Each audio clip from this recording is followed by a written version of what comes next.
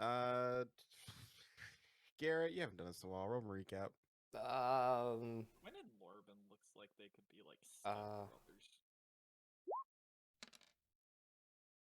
Oh.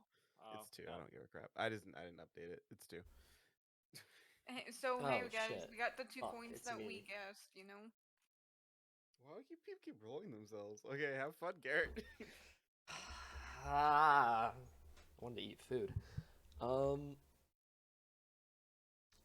let's see. So last time we started out in the infirmary where Julia and Saffron were just waking up after receiving bad wounds in the fight with Taps. Bad wounds. So then we went. So then we picked up with Toto with Saffron asking Toto about her mom and asking Toto to use Pathfinder's the relic to use relic on her necklace, which was her mom's initially. So Toto shows Saffron her mother, Breeze, past, and they go through there and get a sense of like the major defining events in her life, including when her parents died in a fire, when just kind of like how she was taken care of, how she was raised after that as like the child of the village, where she was clumsy and a klutz. And then when she started trying to help out Ash, and then when she actually like fought off mana beasts, honed her magic, became is it? It's not Magic Knight. I don't remember the term. Battle mage. Battle mage. Thank you. She became a battle mage, and then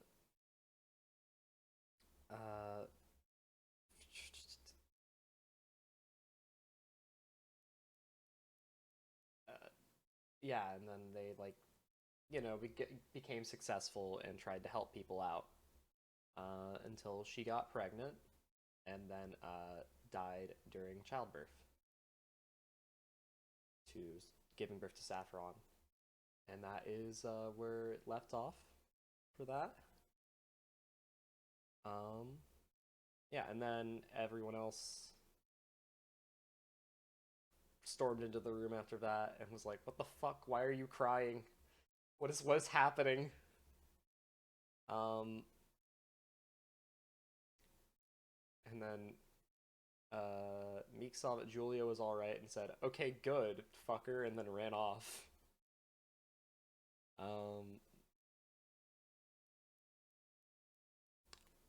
And then medicine lady comes back from My Hero Academia. She comes out. She's like, "Ah, you're okay. Now get the fuck out before I give you another injury to leave you here." And so we left. So I think that day started with the rest of that day started with Toto uh, talking to his head for a bit, and essentially just being like, "Hey, fuck you, Great Pretender," and then Ted's like, "Hey, fuck you, Pathfinder," and then they both just kind of narrowed their eyes at each other and went about the rest of their day.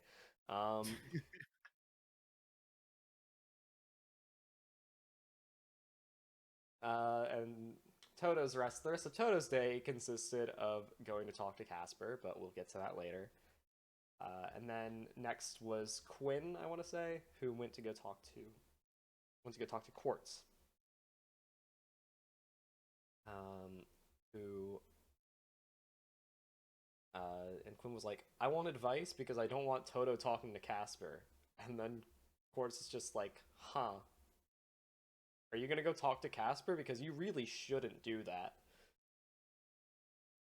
Like you'll probably die if you do that.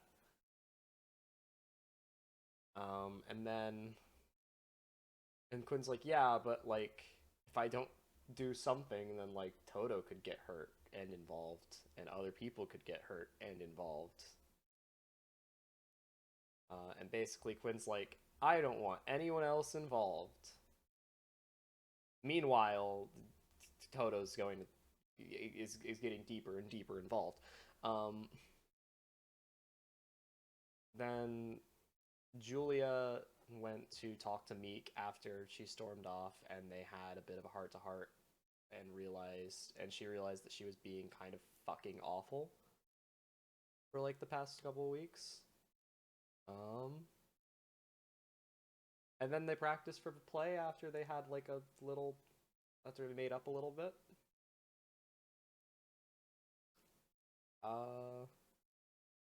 And then there was... So this would have happened first. So, Casper time. Toto goes to talk to Casper and just gets fucking... and goes to talk to him and is like, in the Team Iron dorm. And, talks to him for a bit, and you know, it ends with just typically like, I don't get you, you dumbass. You don't get me. Go away.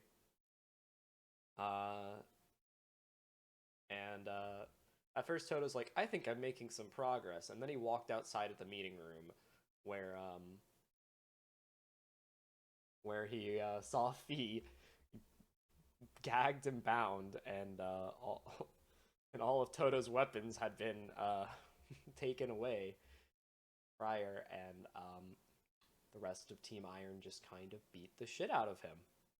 I'd like to clarify, Toto's weapons weren't taken away. He surrendered them. Yeah, but He then... voluntarily put down his weapon. Look, guys, it was a sign of goodwill. Yeah, but what I mean is they were taken from the spot that Toto left them in, which was next to the door. Okay, that's fine.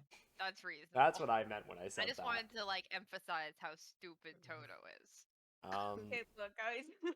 And then Toto has both his arms. Toto was beaten to near death, and taken to the infirmary because, you know, it hasn't been 24 hours since fucking Saffron and Julia got out of there. Somebody else needs to be in there. Quinn, you're next. Yeah. So join us in this crazy, wacky adventure as we take Quinn's other arm. And then the last thing that would have happened, the last thing that happened that day was Saffron talked to Porter and was like, hey, I shouldn't have fucking told you to be there because you almost died. Yeah, that I don't remember exactly how the conversation went, but that was about what happened. That's the gist. You want me to fill in the blank? Sure, bud. And then Porter was like, I'm not strong. And then Saffron was like, you are. And then Porter was like, I'm not strong. And then Saffron was like, I'd literally be dead if it wasn't for you. And then Porter was like, I'm not strong. And Saffron's like, you are, shut up, and left.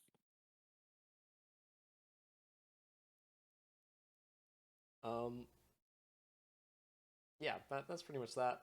And then Toto, Quinn essentially finds Toto in the infirmary and is like, Jesus fucking Christ, what the hell? And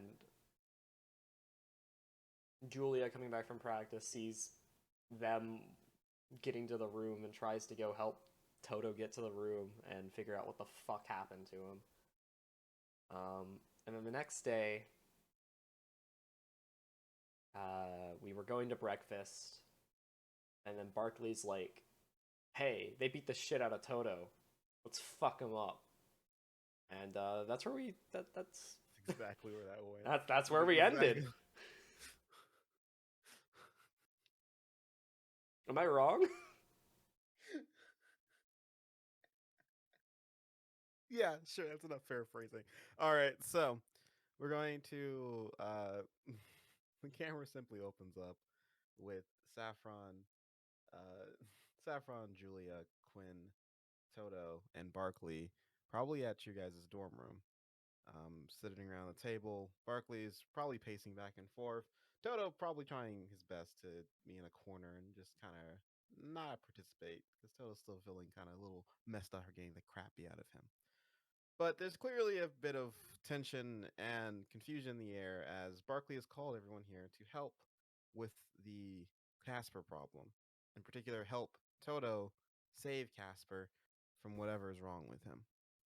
Even though mere hours ago, Toto was in the infirmary because of Casper and Team Iron. So, who would like to start things off?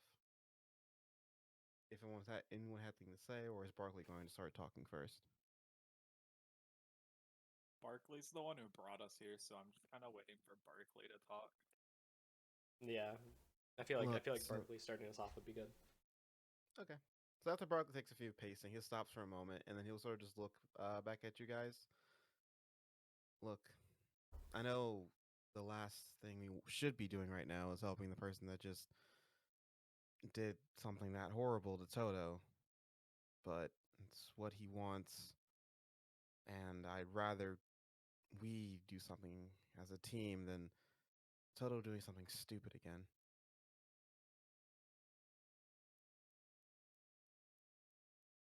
It is true, he ran off last night and got himself hurt pretty badly. Wait, so Caspar beat up Toto with the rest of Team Iron? Barkley would just look at Toto to confirm for himself. If Toto doesn't say anything, then he'll confirm. He'll like nod his head then. Yeah, Toto's just kind of like dazing out a lot in the corner. So eyes lean on Toto. Toto not really paying attention. Instead of Barkley trying to gain Toto's attention, he simply looks at you, Saffron. Yeah, that's what I got out of him. What Fee said was that he tried to talk to Casper. They talked a little bit, and then when he was ready to leave, they all ganged up on him. Well, that's not very nice. I love you, Saffron. No, that's not nice at all. Honestly, it's pretty fucked up. But on Toto's fault, he kind of walked into a trap. Even if you walk into a trap, it's still blatantly just not okay. I'm not giving them any excuses. I'm just simply pointing out where things went wrong. You think Toto wouldn't walk into a trap? No, I think he goes straight head first into death if it meant he's going to save someone. Which means if we're going to go straight head first into trying to save someone, we should at least make sure it's not a trap first. Which means not talking to Team Iron in their dorm rooms. All eyes kind of linger on Toto. And Toto, you are just kind of half listening, but you realize that something's up when no one's talking, and you finally space back in, and everyone's looking at you. What?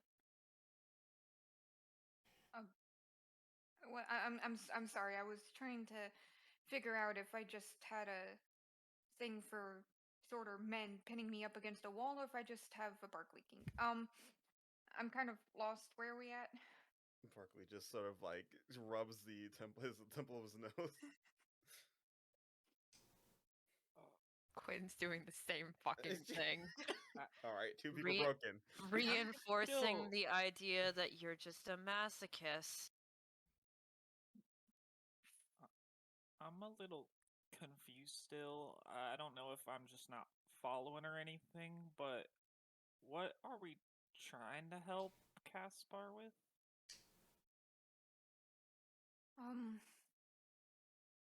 Okay, that's a bit of a long story.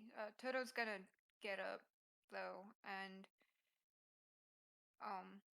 well, there's 4 people in the room, James. So we're just gonna use storyteller to just kind of take them through what happened to Casper's family. Do you guys all purposely fail to save, or is anyone trying to resist? I'll purposely fail. All consent. I'll give Toto consent this time. Not any other time. This So is the only time I will consent to Toto. Toto, sort of pulling out his instrument, his what are they called again? It's called a cas. Sort of setting a beat with the cast. Toto starts going into a story, which you guys quickly, as Toto's words follow his mouth, match with the beat. Every beat sort of making your ears ring for a bit, making your head just a little fuzzy, a little hazy. Nothing worrying, nothing making you nauseous, but just sort of drifting you away from your senses, from where you are right now. And after every beat, after every sentence, eventually you find yourself on that street corner. You find yourself moving further into what looks to be underneath a shop, maybe even a bakery. You see, uh, you see Casper and his family. You see his mother hanging himself. You see him running for his life. You see people dying and falling because the king wants him dead, because the king wants anything that has to do with the rebellion crushed. You see his entire life being turned into a beaten, broken, hunted dog. Everywhere he turns, either death, deceit, or pain. You see when that moment that Toto saw, where he's looking up just right after the death of his mother, walking onto the streets, the parade going through, and seeing Quinn happy, along with everyone else in the royal family, untouched, pristine, joyous, while he just watched the only person left he loved leave him alone. And then there you can feel, as Toto was retelling the story, you can feel that hatred that goes across his eyes, that feeling of just pure rage boiling over him. You feel all of that as the story ends, and you now have a clear idea of what Toto has been experiencing when talking to Casper. And if Toto wants, you can. Are you including your own interactions with him, or just the backstory? I'll include all the interactions I had with him because I feel like that better explains his anger. So as you see those flashes of rage, they sort of intertwine with Toto talking to him at the bar, getting knocked through a stool, him talking to him outside, and him disappearing in a flash of lightning, him talking to him in the office, or sorry, the war room of Team Iron, and getting beaten to a pulp. That same angry glare, that unmoving gaze upon Toto, that seems to always just have some slight mixture of regret in it, some sadness in that Toto keeps looking at. He emphasizes it to you, even if you guys aren't very perceptive when it comes to emotions. Toto is making you see it through his storytelling. He's zooming in on Casper's eyes. He's making you feel that sort of minor, if even if it's really there or not, you're not sure, moment of regret whenever Casper does something heinous. And then the story ends, and you all come back to your senses.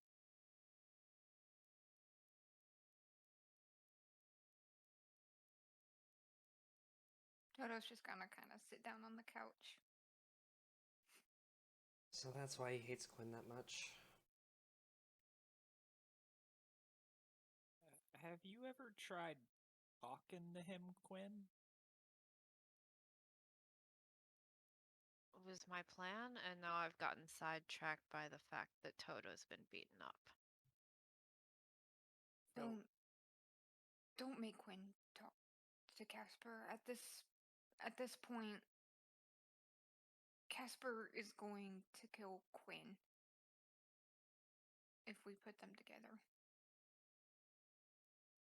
In a combat situation with more than just Quinn and Casper, maybe, but not alone. I never meant alone, but we just gotta get Quinn to Casper, right? That was your whole reason for getting us together, Barkley? That's the exact plan I had in mind. We don't necessarily need to keep them alone, but Toto's been tackling this issue like I told him earlier, like it was me or Fee or Porter. he doesn't realize that Casper from the very beginning has been our enemy, and if he wants to deal with the enemy, he has to treat Casper like enemy first before he can try to be this whatever friendly thing you're trying to do, Toto. We need to trap Casper like he trapped you yesterday. And we need to trap him without Lorben, right, Toto? Without Lorben. As much as he creeps me out, do you really think he's doing something to Casper? I mean, every time they're together, Lorben seems more of a second in command, and if anything, I never see him looking up to. I've never seen Casper looking up to that guy at all. That's part of politics, isn't it, Quinn? Public image. If you're the one pulling the strings, you make sure not to look like it in front of others. Besides, if what Toto's saying is really true, Casper's state of mind is changing.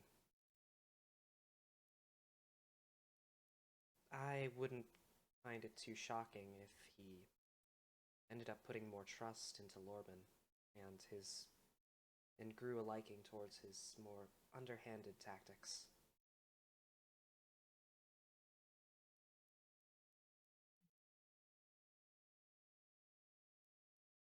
That's fair, but Casper, you gotta remember, he's never really been a saint to begin with.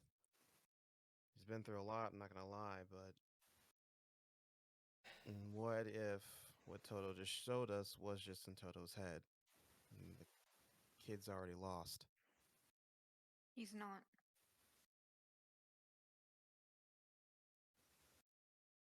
Then, if it is all in Toto's head, we'll realize that when we go talk to him.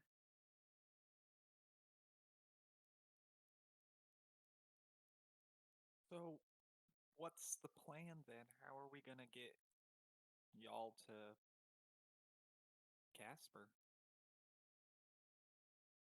Bait. A suggestion, but bait. Is it safe to assume that I'm the bait?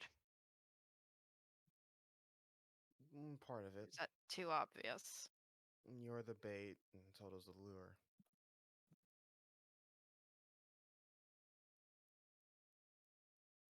Okay. He's been acting anything but rational these last few days, and getting beaten a few screws loose. Toto did mention that he tried to join Team Iron. Maybe if we can maybe not Lorben. Sorry, the way around. Maybe not Casper, but Lorben or someone else from Team Iron. I believe that Toto might actually see Casper and wanting to help him. Maybe he's too dumb and is trying to have an alone meeting with Casper and Quinn. If we make it seem like Toto's going rogue and getting Quinn alone with Casper, he may actually show up. Of course, he's going to have his own countermeasures, but we can draw him to a place, and then he looks to the rest of you, to Saffron and Julia. Then we have some firepower to keep off any tails that might be following Casper to keep him safe. So make it seem more like Toto goes up to him and says, "Hey, I know where Quinn's going to be at this time. He's going to be alone." Along those lines, again, just a suggestion, something I've thought of based off of what I've been hearing. Sounds like there's a lot more possible worse suggestions. Well, we'll need a decent amount of people to hold the rest of Team Iron back, right? That's assuming it would be the rest of Team Iron, which it's... Don't think it'd be the rest of Team Iron. I think more likely it'd just be one or two. But I would still recommend outnumbering them. If he does bring one or two, it's probably Lorben or Clara. He'd bring the fighters. Which means we would need people capable of holding them back. There's also Sylvia. And assuming that Fee is on our side still, I'm assuming he'll leave him behind.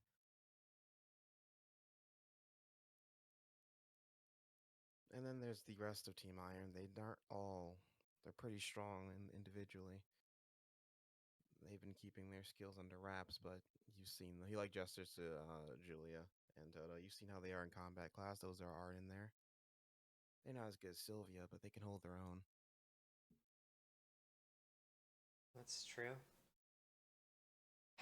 Which is why our saving grace is the fact that if he truly wants to kill me, he's gonna want to do it himself, not bringing the entire team to gang up on me. Well, Even if it is obvious that it's a bit of a trap. so we just need to find people to stand up to the rest of them. Do we have like anyone in specific, like anyone in mind? Because I mean, couldn't we ask Sully or something to talk to Clara? From what I gather with the conversation I've had with Sully, him and his sister sort of have an understanding to be rivals, and they kind of leave each other alone when it comes to team business. We can always try, but I doubt Sully will get through to her. They've kind And of I at a doubt crossroads there. And I doubt if Casper asked Clara to come with him somewhere, she'd blow that off because she already had plans with Sully. Well, I don't mean like talk to her to stop, but if they're rivals and everything and Sully challenges her to a fight, then she'd accept, right? It's possible, but again, she's not. She wouldn't just blow off her team for it. She might be more enticed, but that's still, we wouldn't be able to stop her. We would have to make it on the spot, run interference. Clara's always been loyal to Team Iron. She's not an idiot. She'd prioritize order from her leader over a rivalry between her brother. But as a suggestion, we could use Sully to maybe distract her a bit more, make her appeal to more of her weaker side. That need for whatever reason to outdo Sully and Wood.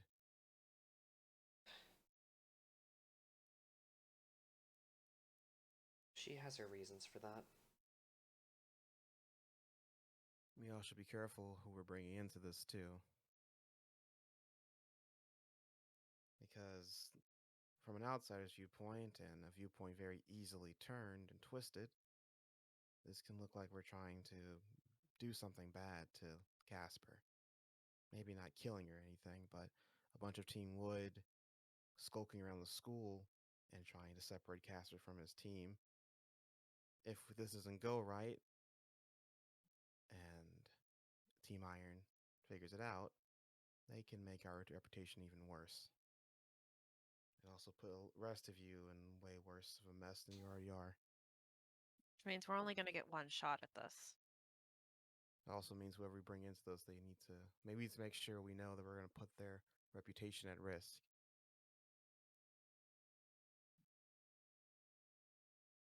So Porter should be fine, right? He smiles.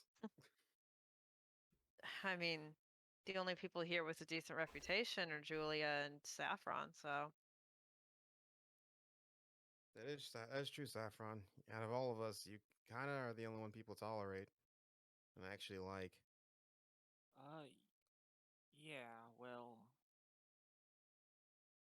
I don't know. Toto kind of helped open my eyes when he showed me a little bit about my mom. And I'm gonna try to be more like her, so I want to help everyone no matter what people think of me. So I'm all in on this.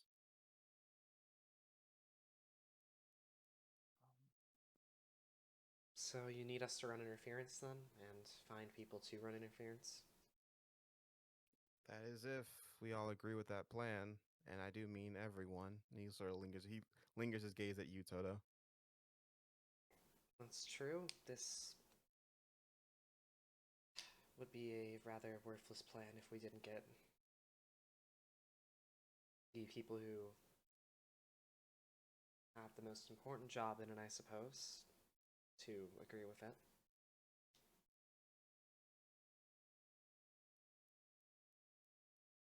Toto? Somebody's going to be watching Quinn, right? That'll be a part of it, of course. We can get someone, hopefully, to watch. I can do that, or we can get someone who's a bit better at stealthing. I know Porter's a bit more quiet than me. Or if we want to recruit outside of Team Wood, though I doubt anyone would help us. It's also the possibility. We want to keep someone in that room with Quinn in case things go down. Did we just see when Toto was doing the storytelling? Did we just see their interactions with Casper? Yeah. What else? Yeah. Okay. I didn't know if we saw the parts with them talking to Court beforehand. No. Unless Okay. Toto left that part out. Well, I don't know if I can think of anyone good for that part, but I do think I have someone in mind to help run interference if needed. Wait, stealth. I'm gonna look at Quinn. Wasn't Scars kind of running spy on us during the interview with Ted? That's what you thought, yeah? So we have the same person in mind. That's a start. You were gonna. I thought you hated Scars.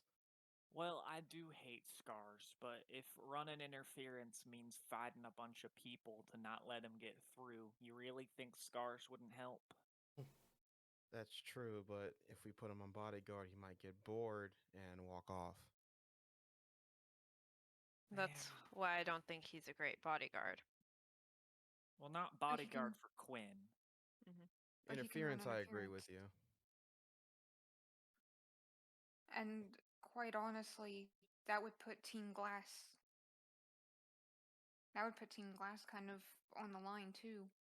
I Not know Gold necessarily. is more of an ally. Glass wouldn't lose reputation because of Scars. Everyone understands that Scars is a wild card. Saffron Nobody will is from nod her Team head. Glass. I do want to warn you guys that I'm pretty sure Iron and Glass have been working a lot closer than they've let on. I'm pretty sure Team Iron knows Ted is the Great Pretender.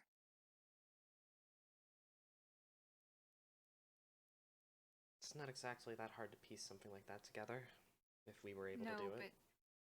the fact that they're working together, even though the Great Pretender kept making this big deal out of staying a neutral party, it's not good. What makes you think they're working together? That is a good question. So Ted can read minds. Quinn figured that out during the interrogation, which means that he knew about my Pathfinder ability. I thought we already determined that he knew about it. Yeah. And when I was talking to Casper, I'm pretty sure I showed them this part, but he's gonna reiterate it. When I was talking to Casper, I made a deal with him, information for information. And when I told him I was a Pathfinder, he said that the information they got from him was right.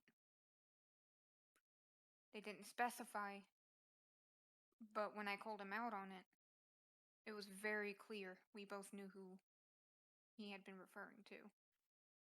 Does Barkley know about the deal you guys made with the Great Pretender? I forget how much you told Barkley.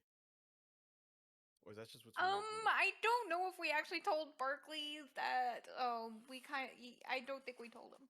I only remember talking to Finn about it. Yeah, I don't think we actually told Barkley about that. Alright. Does he even know how much does the team would know about the Great Pretender? Did you guys? I know you guys brought it up to an extent. We told them that they existed, but we didn't tell them about the Barkley situation. I don't think we went into specifics.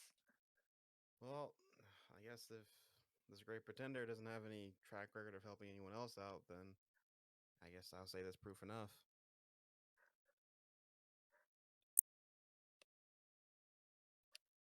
I'd sooner say that Team Iron's simply using their resources rather than getting pity help from the Great Pretender.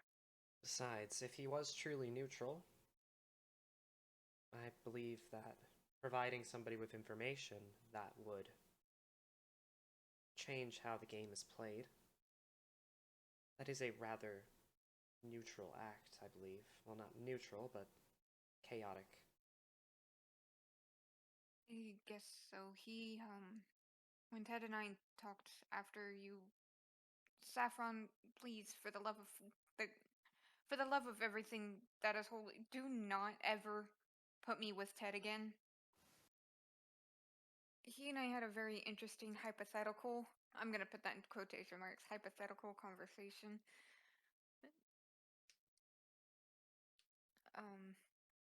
He most definitely is based off that conversation alone. But he kept going back to this idea that I'm super mad at him for what he's doing, but that I may or may not be doing the same thing. And yeah, just to fill you guys in on that.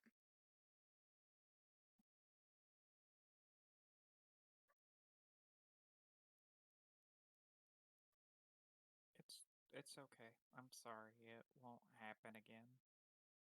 You're gonna watch Saffron's eyes kind of drop as you were saying all of that. I don't think the Great Pretender talk is relevant to our task at hand. No, unless it's considering whether we want Team Glass's help or not. I just want to warn you that this information is most definitely going to get to Ted, and I have a feeling that Team Iron is going to have a lot of help spreading misinformation about it.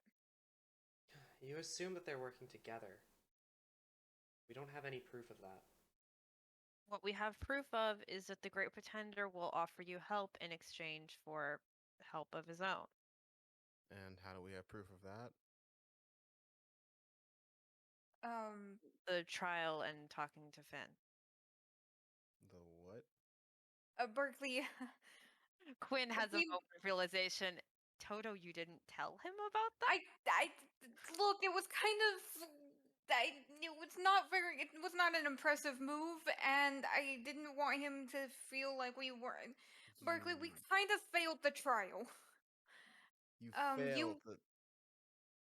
You were supposed to be expelled, and at the very last minute we got a note from the Great Pretender. That's how the tournament became a thing, was because in exchange for you staying, for them saving you, Quinn had to vote on the next proposition that came up in politics. That proposition happened to be the tournament. But it saved you. Wait. So you... He like starts stuttering. You can go talk, Saffron. He's still collecting his thoughts. Barkley did poison Juno? No.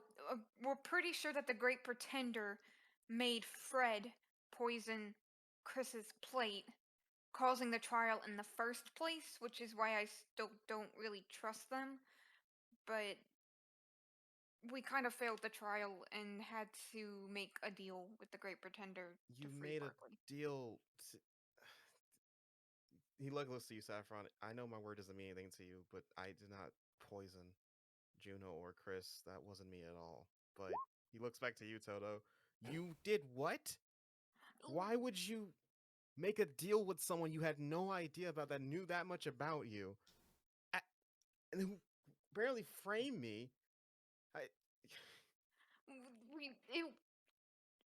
Nobody wanted to see you get expelled or worse, and Quinn, yeah. and you, I'm guessing you agree with this since you're the one who made the vote. I weighed the pros and cons, and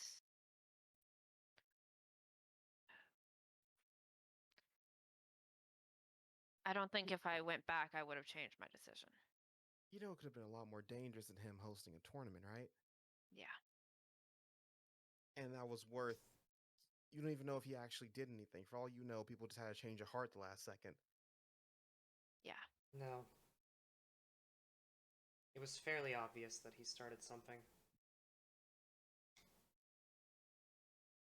I don't know what he said or did, but he got the crowd talking. He can manipulate minds, it's not that hard. And, I mean, it saved you, so... By the way, That's still dangerous. Huh? the entire time that like this has been being discussed, like about the trial and like what happened at the end of it, Julia's just kind of been like fuming about it, like just did not look happy about it at all.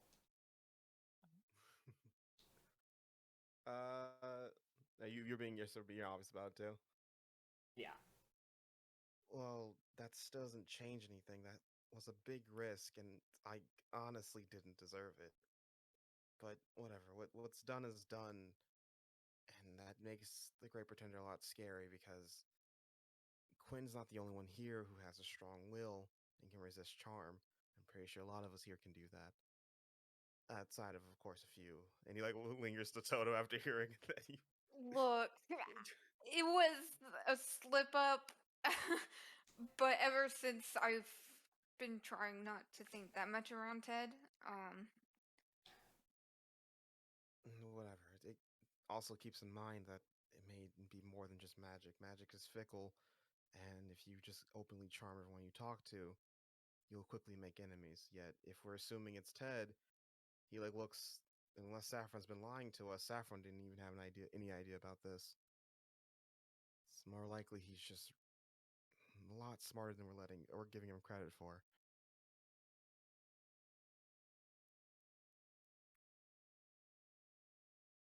but all of this aside, so long as Quinn is being watched, I'm okay with the plan, and if we want to involve Scars, I'm okay with that too.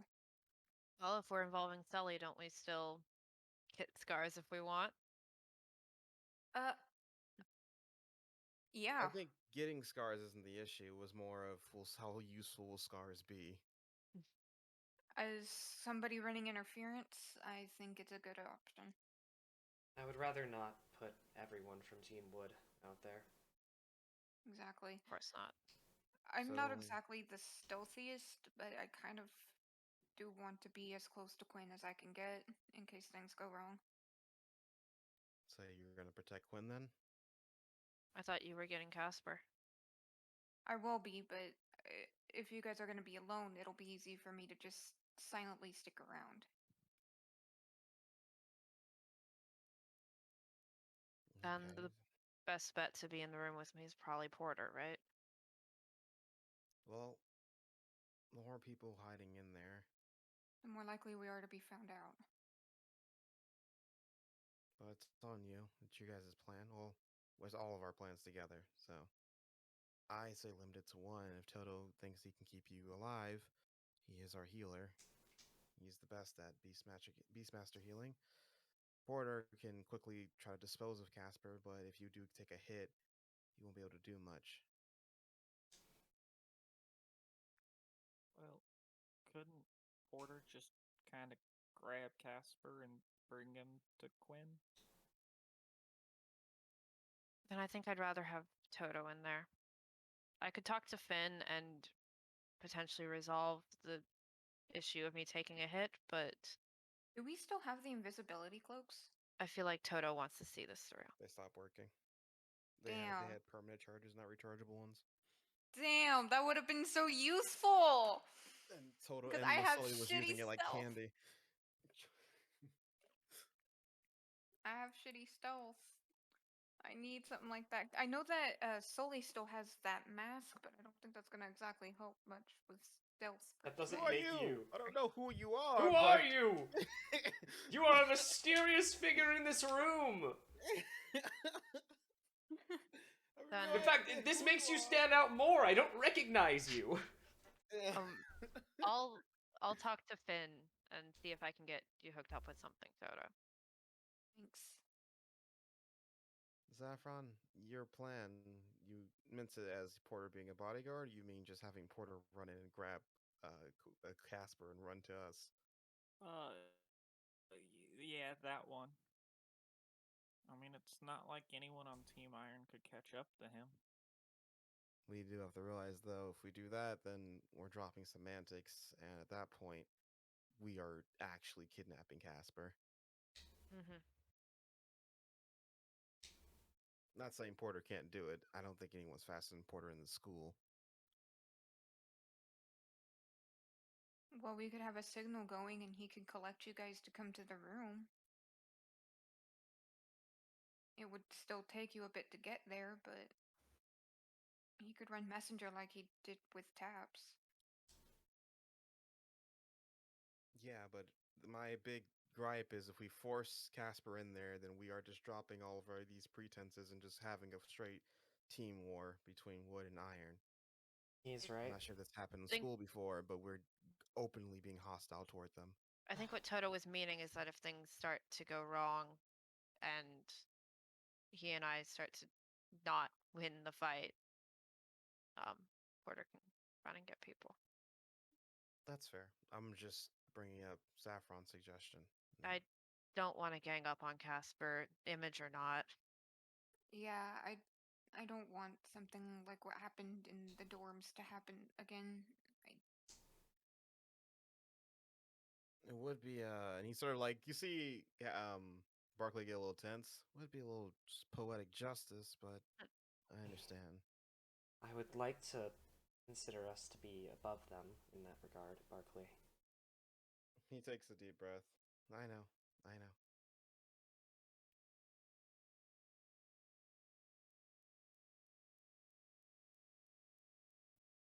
So we just need a place to bring him?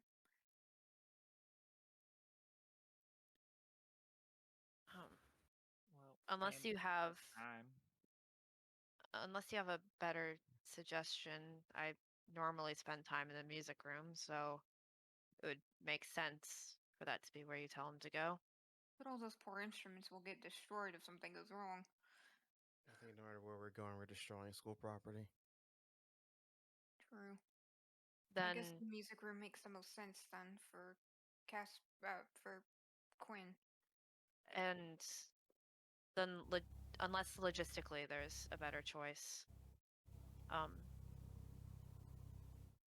just make sure it's what day is today, James? Tuesday. Tuesday. Just not tonight. I normally meet with Barrett on Tuesdays, James, right? Barrett gets to die. Just Barrett gets yeeted in the middle of a team war. just if we're doing it there, not tonight. I agree that it would probably be best not to do tonight as well. My arm could still use a little bit of rest. And I still need to talk to Finn, see if I can get a disguise for Toto. And I have some work I'm doing for my project. Yeah, we gotta remember that we're all still students in the academy and have things to do. So preferably on a Friday or the weekend. Well, you want to before get this that- done sooner rather than later, right?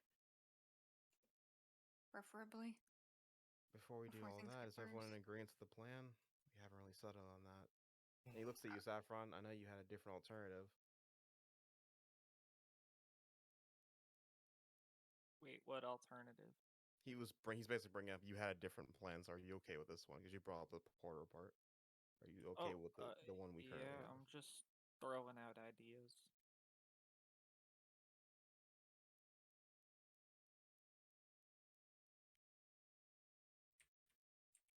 All right.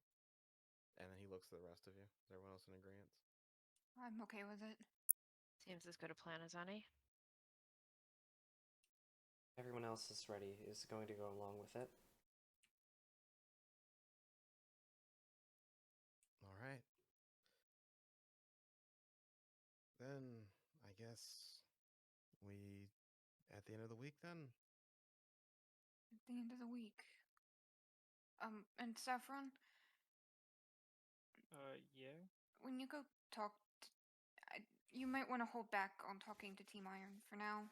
But if you do still go and speak with them, now you know why I'm apologizing to Fee.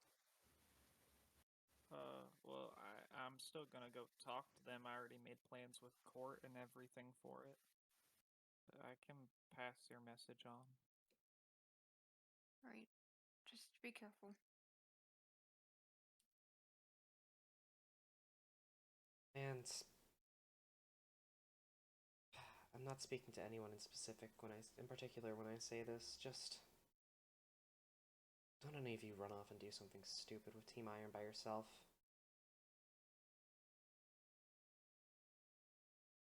I don't want another situation about what happened last night.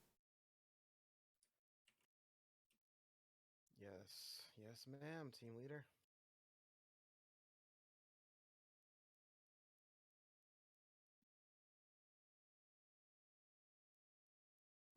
Class time, I guess, then. Yeah. Sorry I took your guys' breakfast. It's fine, I wasn't that hungry anyway. That's why we voted in lunch after all, right? Yeah, it's about time we get to enchanting, I suppose. You guys have fun. And talk to Finn while you're there. All right. Enchanting time. Oh, do I still get to go eat like breakfast or something? You can rush. I mean, obviously, you guys brought breakfast with you quickly, Damn. but you didn't get to enjoy it. So you probably have a breakfast with you, unless you want to rush and talk to someone in breakfast right now. No, I just wanted to see if I don't know the time frame of breakfast. It's like an It hour. ends when the first class starts. That's cringe. Like an hour or two, I think. Hour and a half, something like that. All right. So, chanting. Is anyone having conversation with Finn and chanting, or anyone else in there? Oh, I'll talk to Finn. I almost said I'll talk to Quinn. talk But to that's Quinn. me. All right. You go, and is it like while lecture's happening, you go into after class and try to catch him before he leaves? What class is right after enchanting again? Gardening! Yeah. Oh, isn't Finn in gardening? Yes. I spend my entire day with Finn. We have all of the same classes. Sorry. Attached to Finn's hip. I'll try to catch him either before class or at like a lull in the lecture. Okay. You know, There's like a point where, yeah. like I feel like this is the kind of class where there's like, okay, now try this yourself. All right, class. Now, this is very quick, but I want you to try to create a device. A device. I gotta get back to his voice. To self-cook this raw chicken you have before you, and I'll be basing it not only off of you actually completing the task, but also on consistency. I want nice, moist chickens from all of you.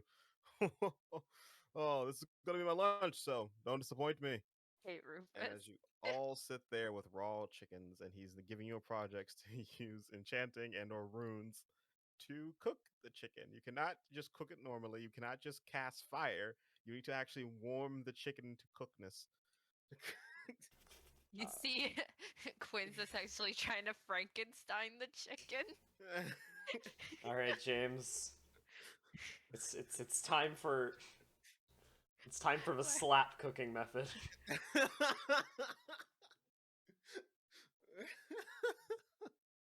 All right. Okay. Julia's going slap. Anyways.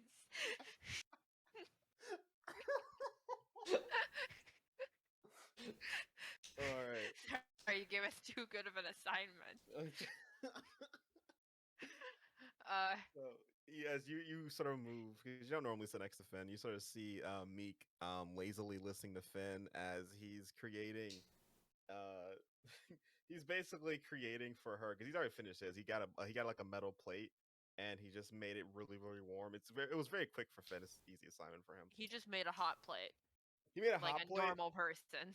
He made a hot plate, but it's a little more intricate in the runes. He has it set up in a way so that it actually will stop at a certain time when the chicken's cooked.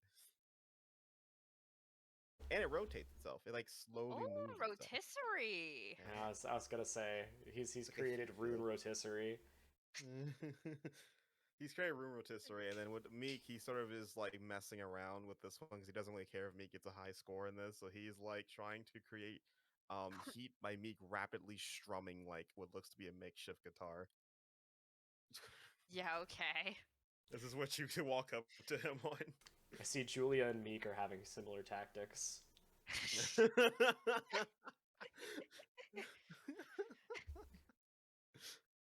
women. am I right? So you All can right. interject whenever you want. Finn, I want to ask you for a bit of a favor, real quick. I already got my hands full. If you need help with the project, though, I did see the chicken twitching, which is pretty funny. Unrelated to this project, actually. I was wondering if you could make me not necessarily an invisibility cloak, but something of the sort for the weekend. Visibility. It doesn't have to it only needs a couple uses in it, but figure maybe you could mess around with that and figure something out. Sure. He's about to say sure, but then Meek just like puts like a finger to his mouth. Why? Toto wants to do some sneaking around. Is Toto going to go sneak into like a girl's dorm or something? Or a guy's dorm? Is Toto being pervy? Christ, Finn, don't call me out like that. That's This not is Finn. Meek. This is Meek. Oh, well, Let's, me. Don't call me out like that, you know? Not my place to say, but I guess you'll have to find out if you find him sneaking around your room.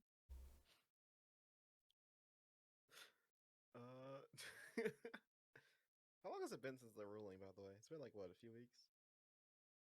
Since what? Ending in the tournament? I'm trying to think of my math. Yeah, it's probably been like 2 weeks. Okay. It's a matter of like how long you skipped us, where like Yeah, random it's a stuff few weeks. happened. So she'll smile and now we could incriminate ourselves by you telling us, but should we just give it away, Finn? He like just sort of moves her finger. Stop doing that. Ugh. Why is so much perfume on your finger? Ugh. I mean, I could, but probably need some type of compensation. That type of material is kind of hard to get for invisibility cloak. What do you need for it?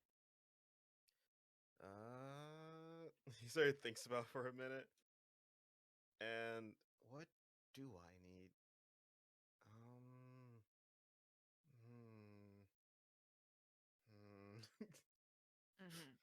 And he sort of stops and then make me an insight.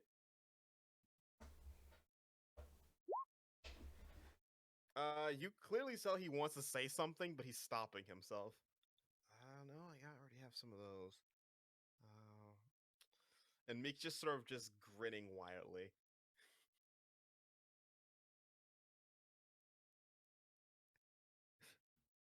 Got any ideas that aren't absurdly not what you need for an invisibility cloak?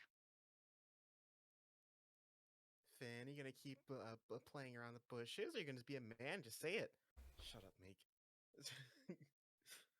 He's gonna just clear his throat. I can scrounge up the materials, but could you answer me a question? That depends on whether you want a truthful or a lying answer. Truthful. All right, then what's your question? Well, I guess could that place that you and your sister would go to during summers. You like describing like what it looked like?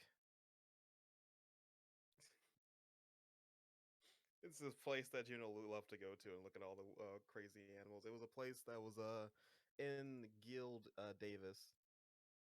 Oh my gosh. Oh, I love it so much. That's so cute. Your bud? I think it was on top of a mountain, but below the mountain there was a bunch of trees, and then you could see the coastline because you saw the turtle dolphins jumping, and he'll go on to describe the place. Okay, I thought so. All right. Okay, that helps a lot. Oh, also, actual reason. If I come knocking on your door past curfew, you have to hide me.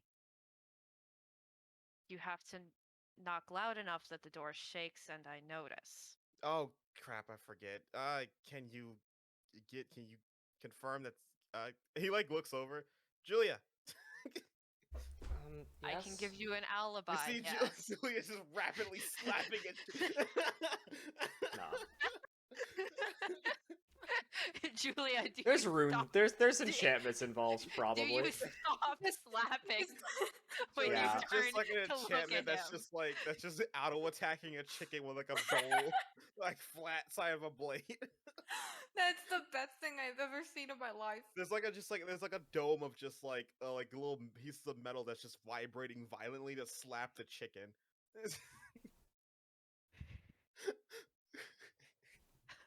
Julia, come over here. If you use enough unless energy you're to hit a chicken, it'll cook it.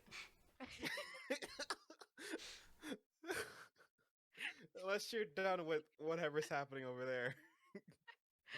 I think she's using science. Julia, do you walk over? Yeah, It I'll looks like walk the chicken's over. You're just waiting at this point. I'm just making sure. I'm trying to make sure the chicken doesn't explode.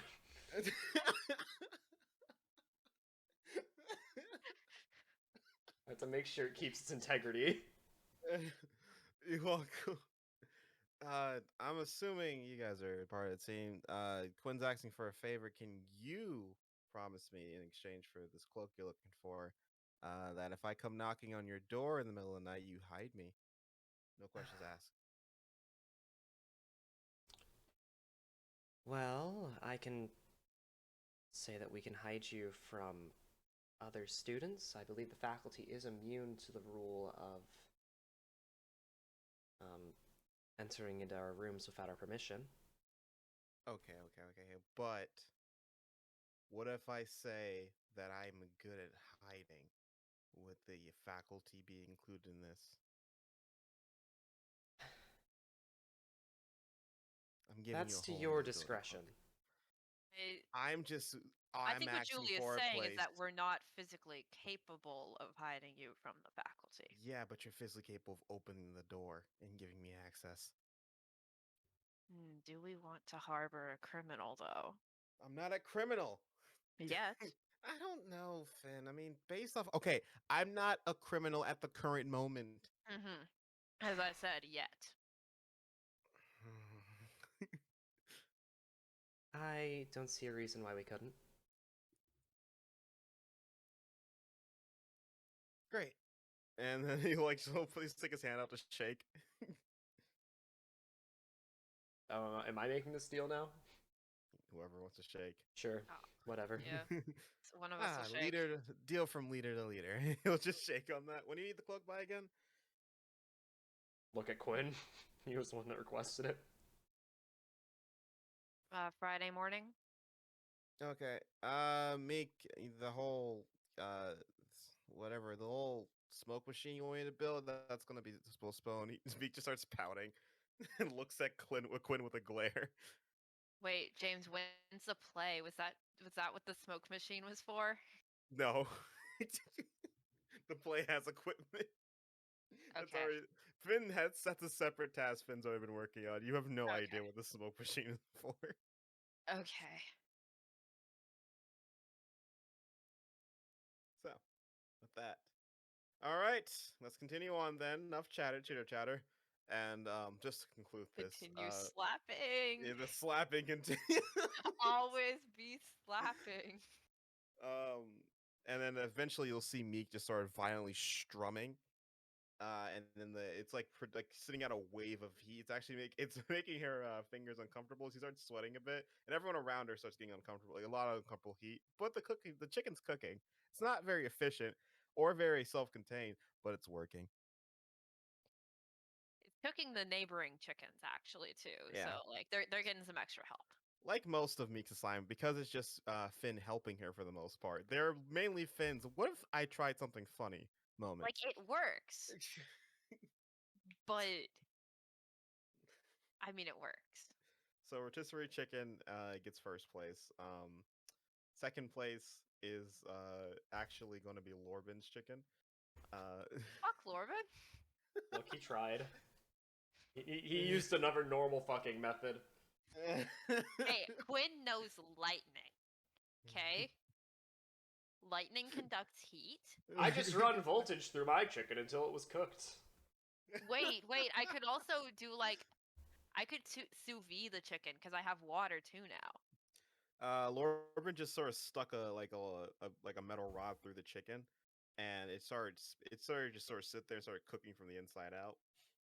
Hey, it works. That's pretty efficient. Third place was indeed Frankenstein's chicken. It was not. It was the most efficient cooking wise, but it did not have good flavor or consistency. Actually, never mind. You're fourth place. You didn't have good flavor consistency. What? There was bits that were raw because electricity. Third place was actually Slappity Slap Slap How the Julia. fuck? How the fuck did I slap the chicken cooked? I'm hurt. What the fuck, Saffron, are you in this Julia? class? I forget.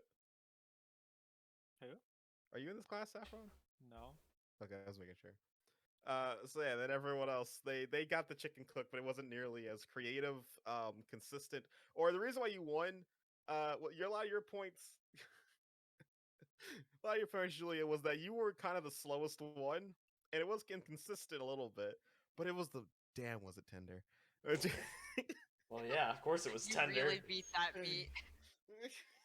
I was accomplishing cooking and And tenderizing. yeah. Julia's there's also the tenderizer. best alchemist in the class, so Julia was also just actually seasoning the chicken. And so That Julia may have too. gotten up in ranking purely because the chicken just tasted good, not because of how well it was cooked. Yeah, it was actually very inconsistent on like the cooking, but like But it Julia- was seasoned well. Julia just gave everyone salmonella, but it tasted good, so no one's mad. Like while she was actually building the contraption, the chicken was marinating, which is not something anyone else did. Anyways, cutting away from this bit, we're moving to politics unless there's something else you want Oh. to do. Oh, I'm scared. Why are you scared? I'm guys have been in doing- politics. I'm always scared of politics. You all have been doing a pretty good job, I have to say. As you see your teacher waltzing in with a beer in his hand. Oh, he's got a beer today. Yeah. That's not normal for him. That's not fancy enough. What he the drank hell? he drank the cellar out. I see. I see.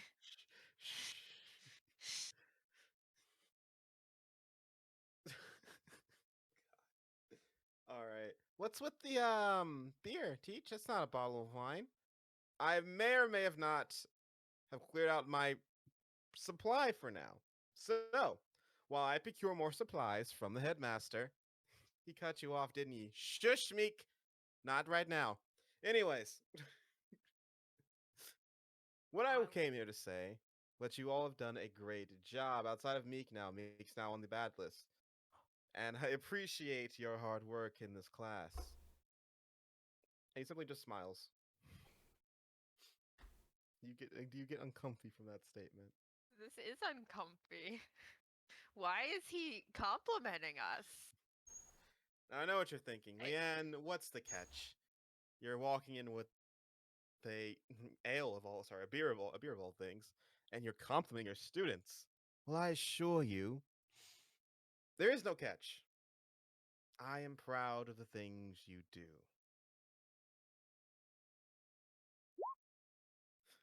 Okay.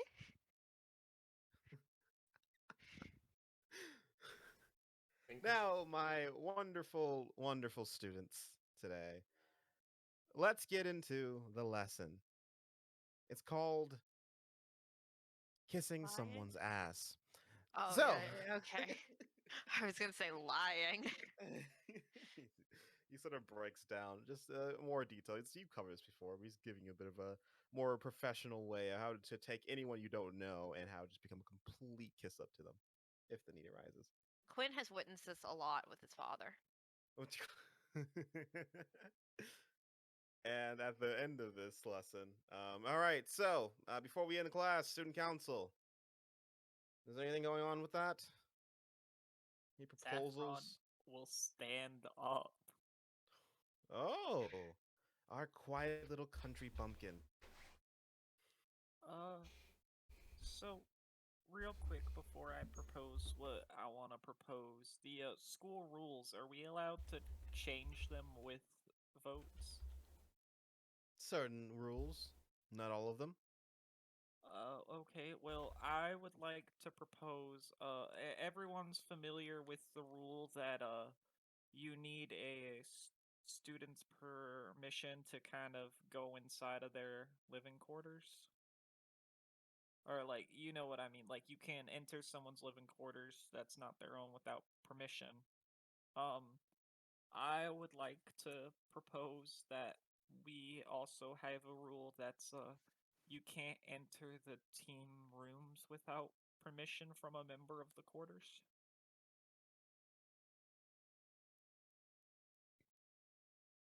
Wait, She's so gonna sorry, repeat so I get an understanding again? she's gonna preposition that you can't enter the team rooms at all without permission for a member from the quarters, like from the team. Okay, so you can't in the whole dormitory area? Yeah. Okay, so not just so before it was just their personal rooms, but now it's just Yeah. the dormitory area as a whole. Okay.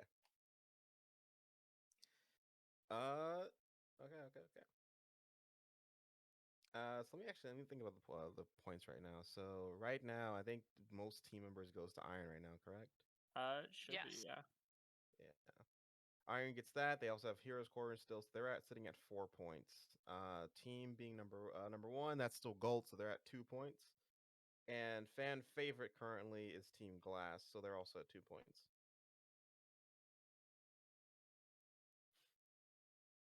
So, right now, there's a 4 point heavy hand from Iron, but it's still anyone's game depending on who pulls. Except for you guys. You guys have 1 point. So not two. My bad. Three. I changed that to increments of threes. I'm dumb. Okay. Iron has one initially, two for being biggest, and two for being Heroes Corner, so they're at 5. Gold is 3 from being number one and just their base point, and Glass is 3 for being fan favorite and their base point, and Wood is at 1 point. Let's go. We have the most The most what? failures. There you go. All right. Before we and Casper will speak up, we could debate about this rule. What punishment would you suggest we add on to this if they were to violate such a, I guess, restriction? Well, maybe we just do something simple, like if that happens, you give a point to the other team from your own. I'm not really sure. Come on, country bumpkin, you're so close. Just come on, think about it a little bit. Have more confidence. Have we taught? They're going to eat you alive on the floor. As you see, Leanne just sort of looks at you. He's like takes a swig and looks at you.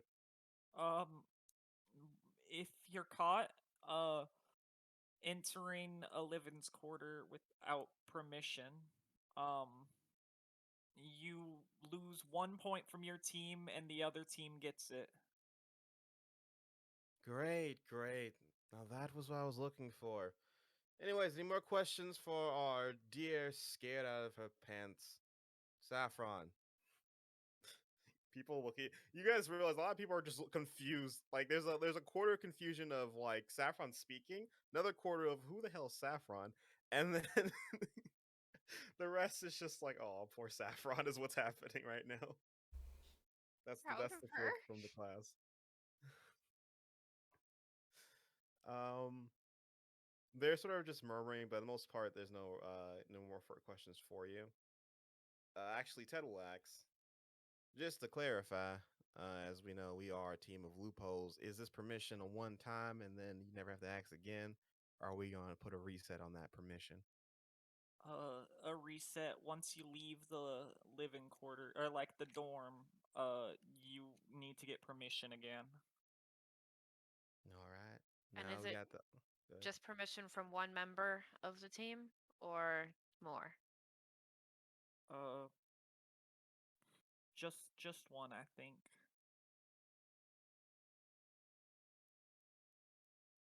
But I'd like to add a never mind. I don't want to do that. People look at you confusingly, but they sort of break in their own conversations. Well, teams discuss, and we shall have the vote in a bit. Go ahead. and he'll shoo you guys off to your corners. Saffron, what were you thinking of adding? I was thinking of adding a clause that if someone on the team asks who let you in, you have to tell them who. But I don't know if that's such a good idea.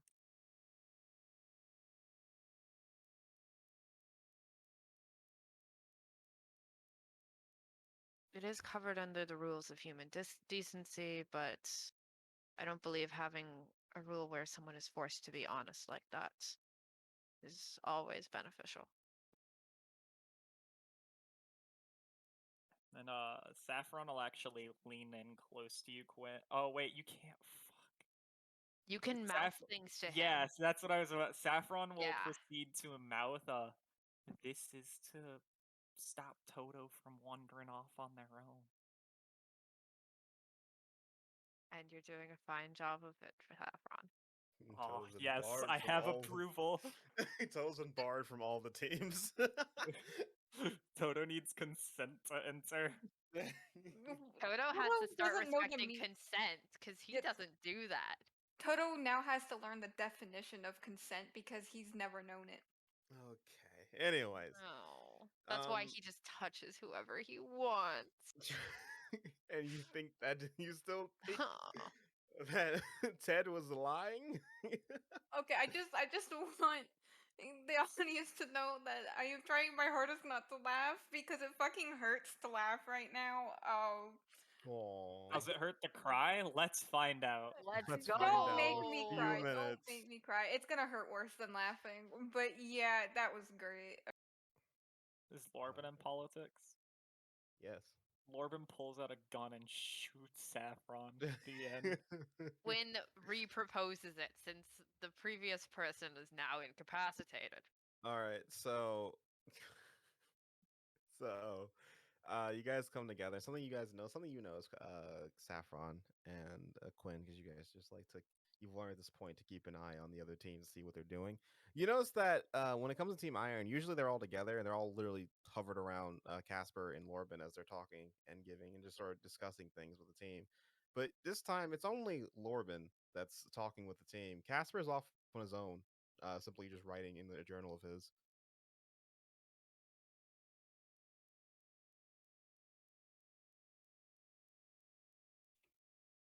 I'm not condoning theft, but what if we stole it?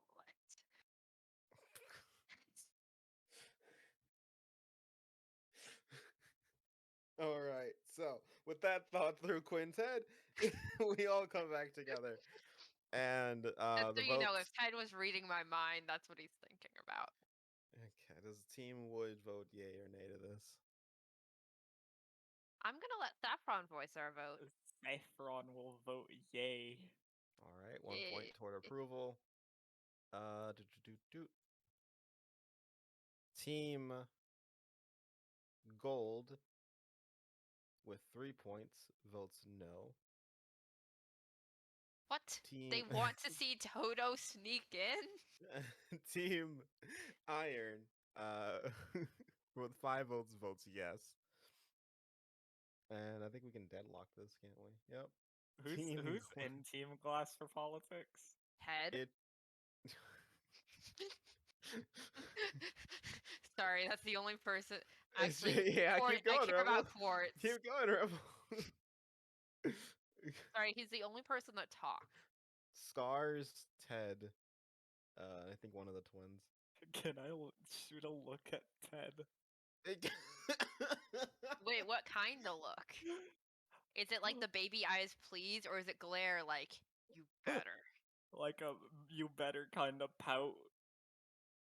You see him about to say something, then he matches eyes with you, and it looks like it's about to be a no, but then he just sort of looks at you. He shakes his head and smiles, and he says, "We're in." And you see his team look very confused. I'm gonna pat Saffron on the shoulder. I'm so proud of her right now. And with that, the rules passed. Nice. I did something.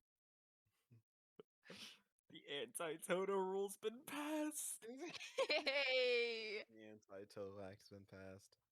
All right, effective immediately, and you guys go off. Well, effective after dinner, so everyone knows. And you guys go off. Nope. All right, Oh, Toto, I you have have a some stuff few I want to do hours at to the end fuck of this class up. before people leave. Toto, you have a few hours to sneak into people's rooms. Just a few. What was that, Saffron? I had something I wanted to do before we all left. Oh, okay. You're bringing it up to the council or just your team? No, like just something I want to talk to Court and Caspar about. Casper. Court? Court's not in this class. Oh, I thought Court. No. Rebel just kept saying that Court's only one they care about. Hey, I care about Ted. Okay, then I will approach Casper from Team Iron.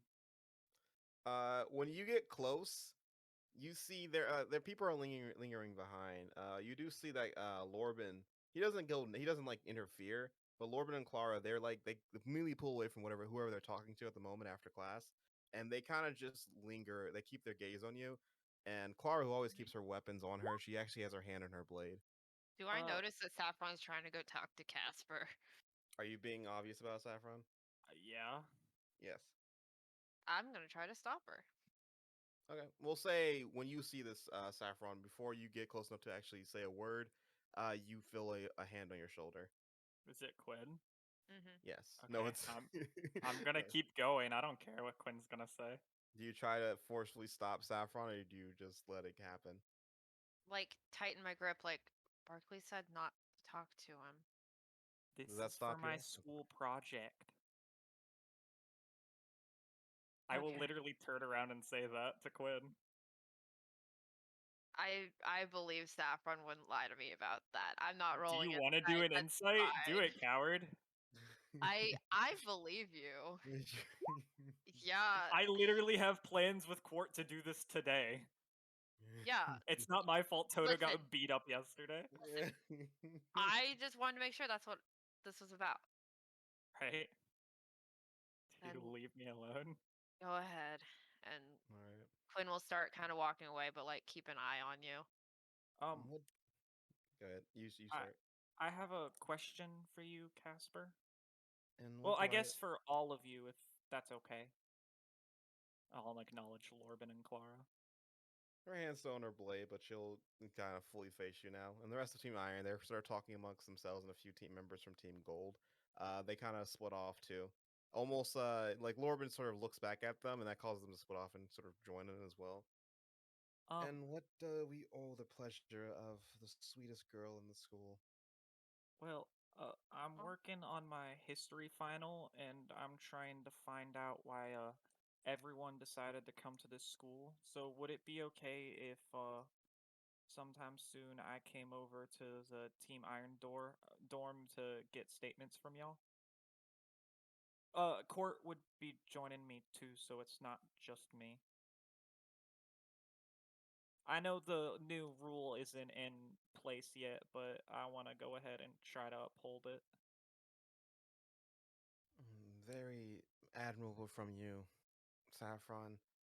As long as it's just you and Court and no one else, we have no problem with that. I don't think anyone else would be, and if they did, I don't have any knowledge of it. And if the topic lingers from just your project, I'd rather not. Either we just get this out of the way now. We're not talking about anything else. And if you have any problems about what may or may not have happened yesterday, I can discuss that with you right here. Well, I'm gonna look back. Is Quinn still there?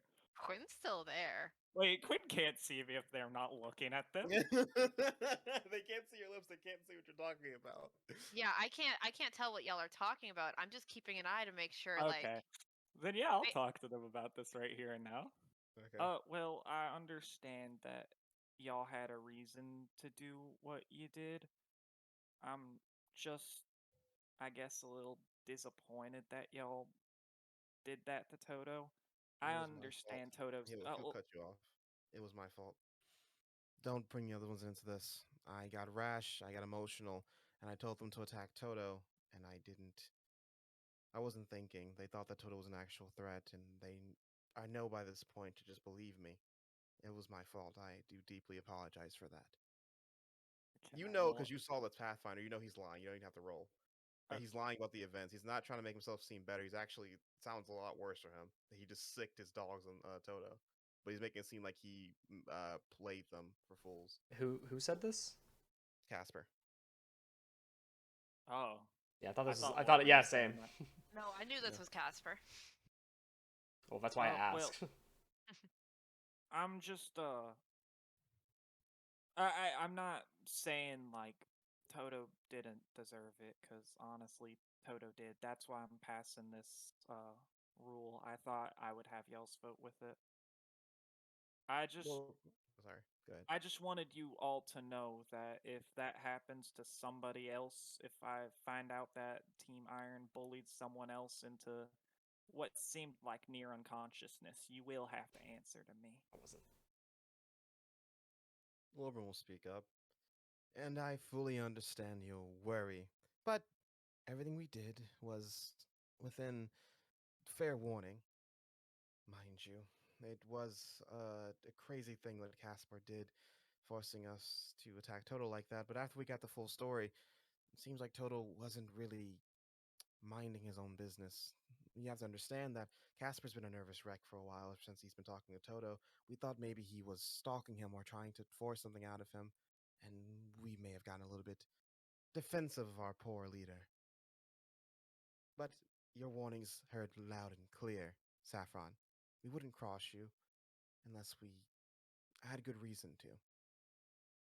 And Lorben, I don't just mean Team Wood. Of course, of course. I understand that you are a woman of the people. You always have been. Okay. Well, now that we've gotten that out of the way, I'm still okay to come over with Court later. And Casper will simply nod at you. Okay.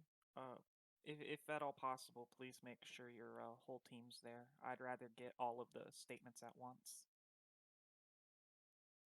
They'll be there. Do we just want to say after dinner? Yes, that's usually when we all gather together. That's our schedule. Okay. Thank y'all for the help. I really appreciate it. No problem.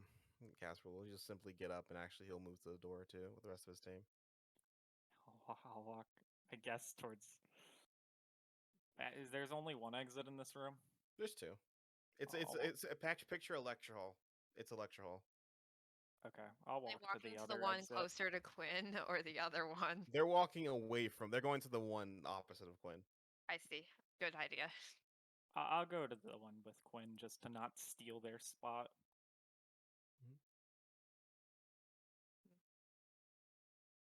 During conversation, you guys just move on to your regular business. It depends if Quinn's gonna ask me a question or not. I'll shoot Quinn the thumbs up as I'm walking over. That's a relief. I saw Clara tense up a bit, so I got a little worried. Well, I think that's just because I walked over there. Fair enough. Well, you've got your information for your project then? Not yet. I'm going over with Court after dinner.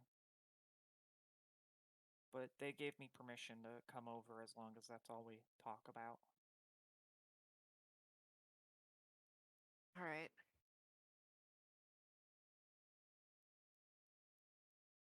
I'm only slightly worried about Saffron. What do you mean? Looks back at GIF. It's okay, James. I won't even be going in armor. Ah! Oh yeah, something I forgot to say is pretty much since the start of the day, Saffron's been actually wearing her hat. Oh. Oh, Yeah. that's shocking. Usually keep it to your side. Yeah. New leaf, James.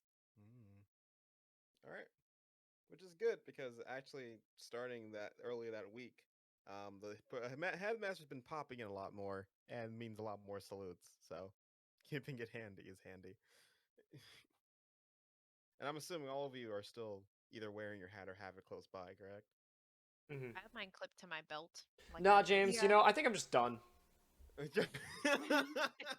It's time to leave the academy. Yeah, Damn. ever since Toto switched to the desert costume, he's had it clipped at his belt instead of wearing it. So there's been a few times where Quinn actually, there was one close call earlier on Monday where Quinn was just leisurely walking, because Quinn's deaf, and everyone else was like murmuring the headmaster was coming, and Toto spotted him before Quinn did. So Toto was like, Quinn, Quinn, Quinn. Toto Normally Quinn's snatched the pretty hat good and at put it it, on Quinn's okay? head. He keeps it on a quick release. Yeah, Julia's like, you know what? Let fate take me. If it's my time, it's my time.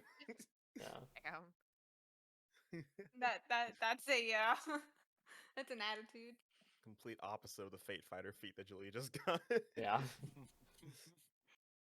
All right, so that is everything people want to do today, right? Besides the whole talking to Team Iron. Hmm. Yeah. But yeah, I'd talk to Court during dinner, but other than that,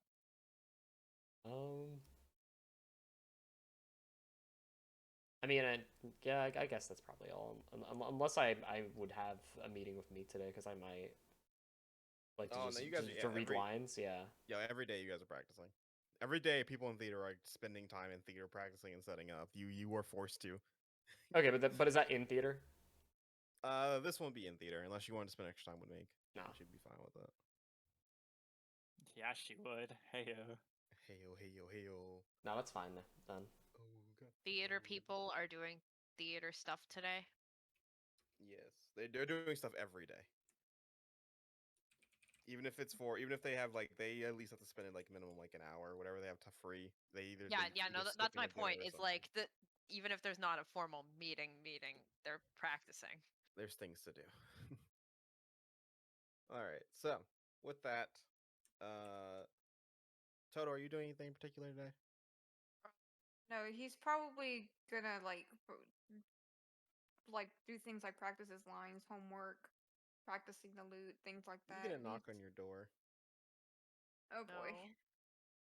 This is when basically this is when everyone's kind of gone doing their own thing. This is when this is at night, so Quinn is meeting up with Barrett, and Julia's still practicing with Meek, and Saffron doesn't live with you, and Sully stepped out to do a study session. Sully's with Sully's Bieber. hanging out with Bieber. Sully's dying with Bieber. Oh, rip. Rest in peace, Sully. He could. Love you. Wait, where did Sully's chicken rank? He was like it was like mid rank. It was middle. Okay. It was pretty average. He decided to like transfer heat, so he like made like a kind of like a teleporter in a way, and like kind of took Oh. Finn's heat and teleported to his chicken. Until Sure. Finn found out, then he kept That's just kind of kind of stealing funny. heat from other people. That's pretty nice. So okay. All right, James. I'll answer the door. Oh well, no, this is to your room, which confuses you, because you're pretty sure you heard no one come inside. Yeah, I'm gonna open the door. Hey Toto, you have no idea how Kino got in here. How the fuck did you get in here? I walked. Did I didn't even hear the fucking door. Doors are loud. That's the never mind. What do you want? She'll point to like the bruise on your face. Oh, an yeah. Long story short, I went to talk to Casper in Team Iron's dorm, and when I was leaving, I got jumped by the team. There's no It's expression change in her eyes. She just listens to you. it's no big deal. We're handling it. Everything's fine. Seriously though, next time you want to come visit, please actually knock on the main door before you come in. Are you still hurt? it's sore, but I'll be okay. Why were you? Why is it just for Casper?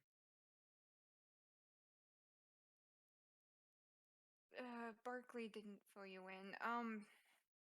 Barkley said you were helping with Casper, but he didn't. He said to talk to you if I wanted to know the full story. All right, James, I'll fill her in. Why do you keep trying to help people's dead following them? Say that again? Why do you keep trying to help people get rid of their dead?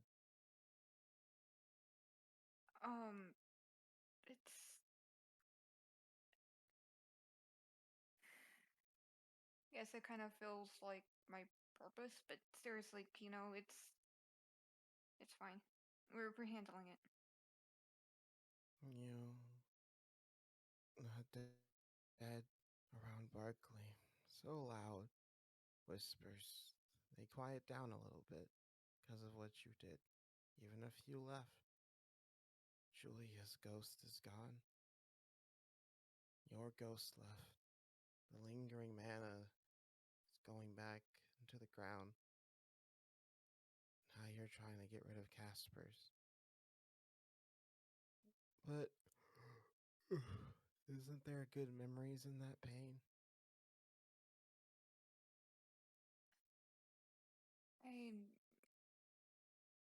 I'm not exactly trying to get rid of it so much as make him realize what this circle of hate is actually doing.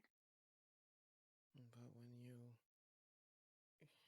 have them loosen that grip, they loosen the mana and it goes away like it should. It's the cycle. Our mana must return to the ground, return to life. So the hatred helps you hang on. He sort of looks down and like plays her necklace. It helps you keep them in your heart.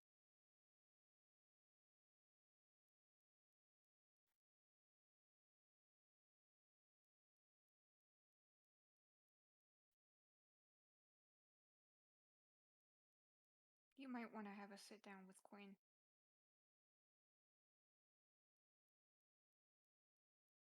I think I'm gonna leave most of the talking to him this time.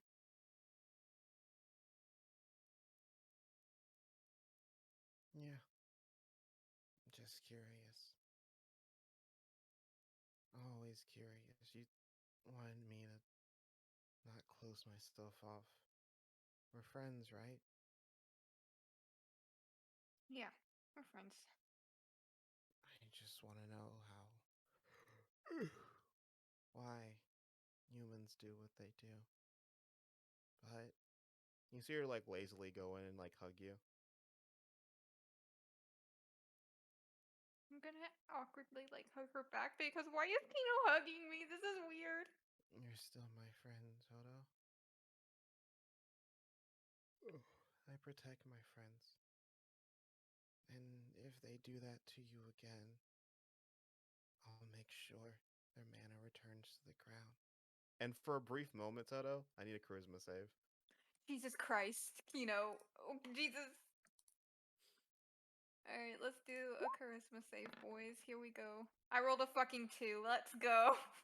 For a moment, when Kino says that, there's of course that scary threat because of how Kino acts as a person and the mystery behind Kino that makes you get a little bit of chill. But there's literal goosebumps going up and down your neck as you feel a coldness around you. You feel, as when she says those words, the power behind it. It's as if her willpower itself is daunting over you. You're not. It's almost like when you're hugging her. She is much shorter than you, compared to like what Soto's like what 5'11" or something like that. He's 6'1". He's 6'1". She stands at about 5'5". So you tower over her, but in that moment when she says that, it's almost like you're hugging something twice, 3 times your size. and it's daunting breathing on you. Just heavy breaths, just pure chaos and anger. And then it subsides back to just a calm, quiet Kino.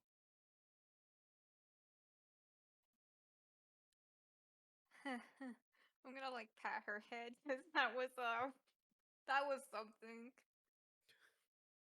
That's good to know, Kino. I felt good. And she'll smile when you pat her head. But I'm gonna take a nap now. I'm glad you're okay, Toto.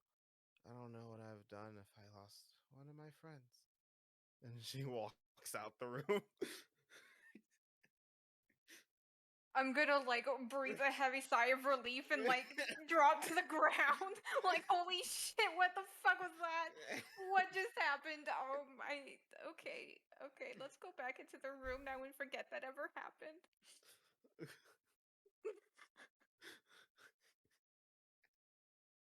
And no one will believe you except for maybe Julia.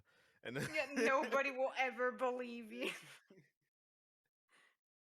Actually, speaking of which, this is sort of later at night. So Julia, you literally you were confused, Julia, because you are walking to your door, but you see Keto open your door and leave and close the door behind you. She sort of looks at you and lazily waves. And when you open the door, you see Toto in a state of like almost a fetal position at his door frame, just spaced out. I'm just gonna.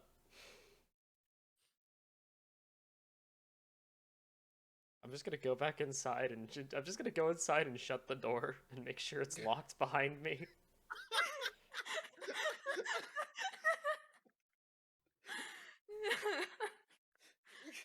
Incredible. Is everything all right, Toto? It was like facing taps in that form. It was. How did she do? I didn't know she could do that.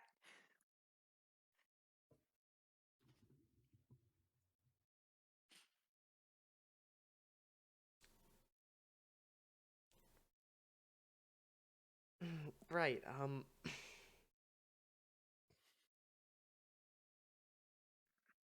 Did... Why was she in here?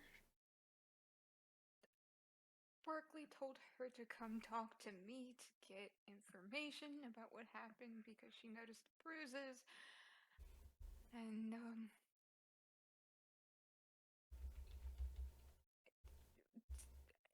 apparently if T-Meyer does something like that again, I don't think they're gonna survive Kino.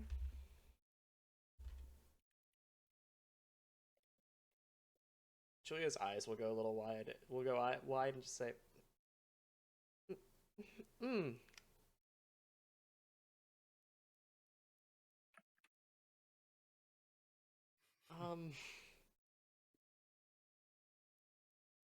I see. She can be fairly...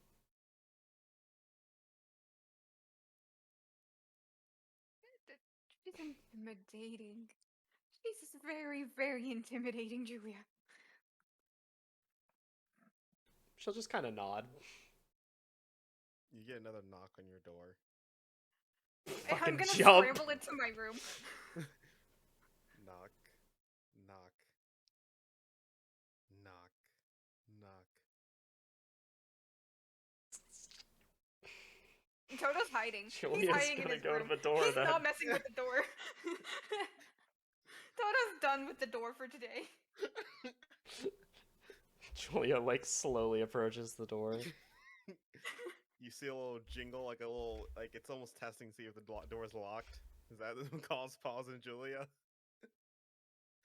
A little, but I'll go. And then I'll knock. go forward and answer. You open it fully, you just gotta crack it open. I'll open it a crack first to see who it is. You see just the deadpan sleepy eyes of Kino staring at you. You know. That's getting shut, locked, and it's time to go to bed, James.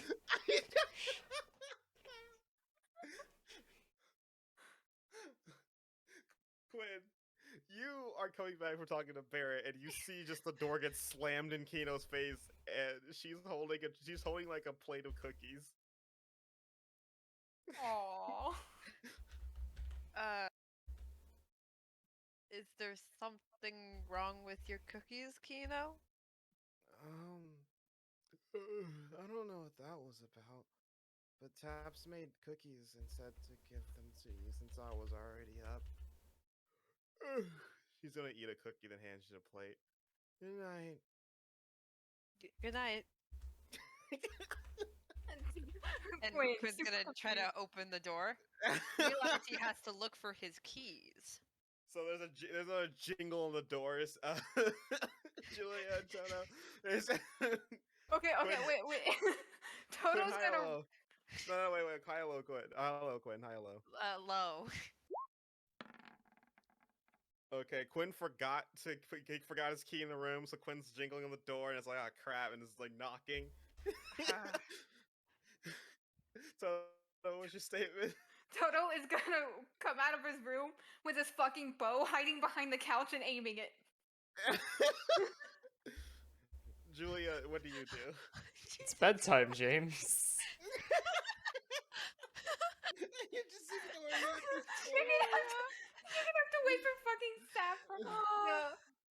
Okay, no, what actually happens though is that Cordal is in her human form, and she looks like she's about ready to beat down as she goes to try and quietly open the door.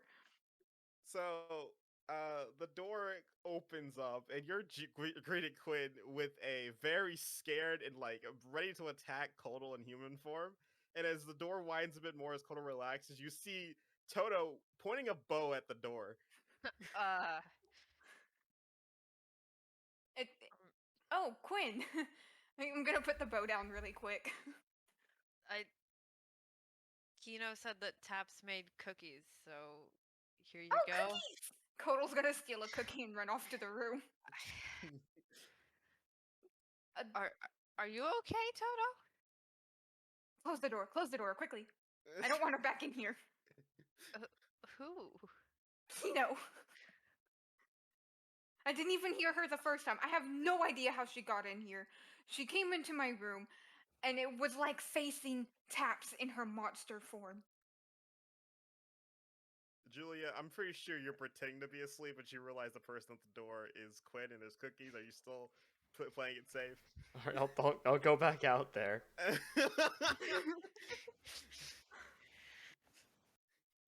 Julia opens the door slowly just to make sure it's not a trick, and then rejoins the group.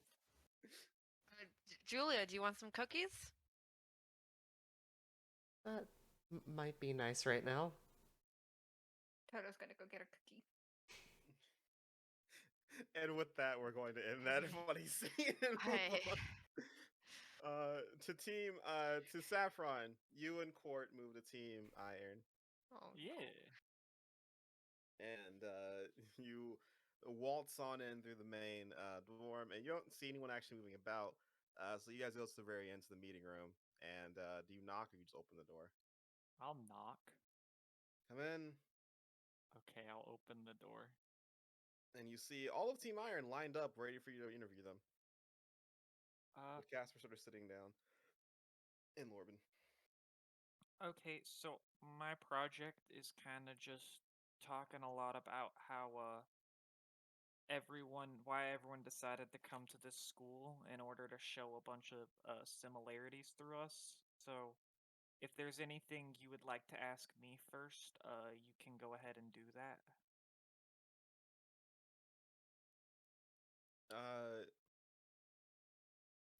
You see someone speak up, actually. Okay. What class are you in again? You're in history, combat, and politics, correct? Yes. They're in their history class. You don't quite know their name. All you know is they seem to be very I don't know, weird. So what you get is someone with like sort of black curly hair, sort of dark skin, light brown eyes that look very faded, like just completely looks a bit out of it, and like a weird burn scar on his right eye.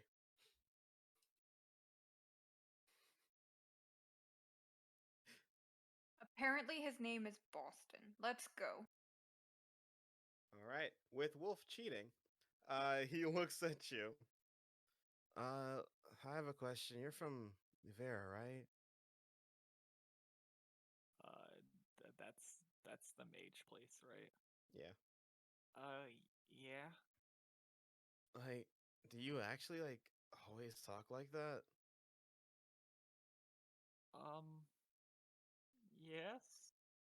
That's that's pretty cool. What's your past perception? 18. You can smell on him. There's a strong scent of cinnamon and garlic coming off of him. And I need a nature. What does that mean? What does it mean? What does it mean? It It means doesn't take you we. long. You know that's actually the very prominent scent of someone burning some spirit claw, which is used to help Beastmasters tell their stories and just relax everyone. You've got to be He's fucking kidding me. high. You've got to be kidding I me. like him. Oh. So when Quinn dies,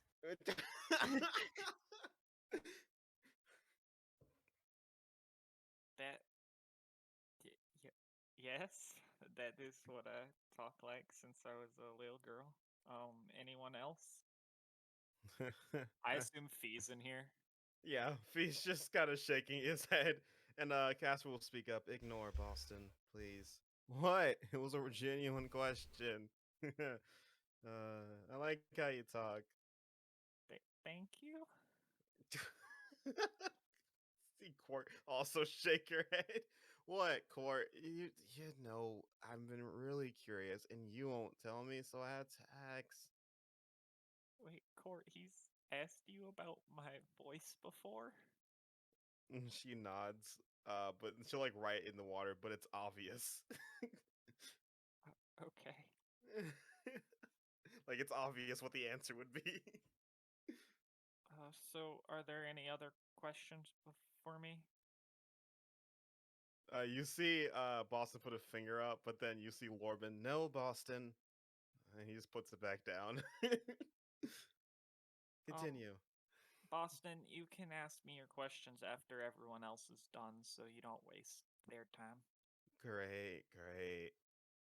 So I guess I'll start with everyone that's not Boston. Just say your name and the reasons that you're here at the school. Well, my name's... Oh, wait, you said not me. Okay.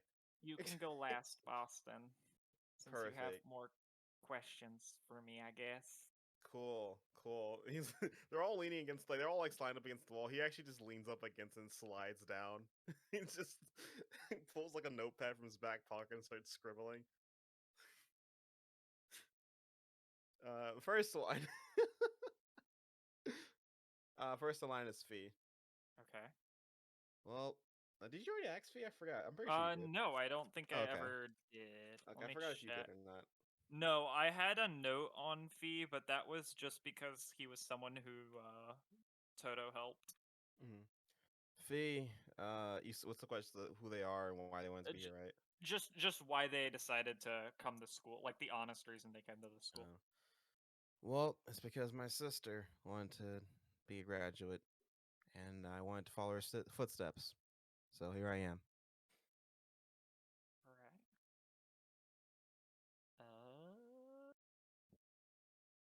Next is Sylvia. Okay. I'm ready. Well, it is the way of the Spirit Walker to get advanced education in animals and combat and all things nature to help with carry on our family name.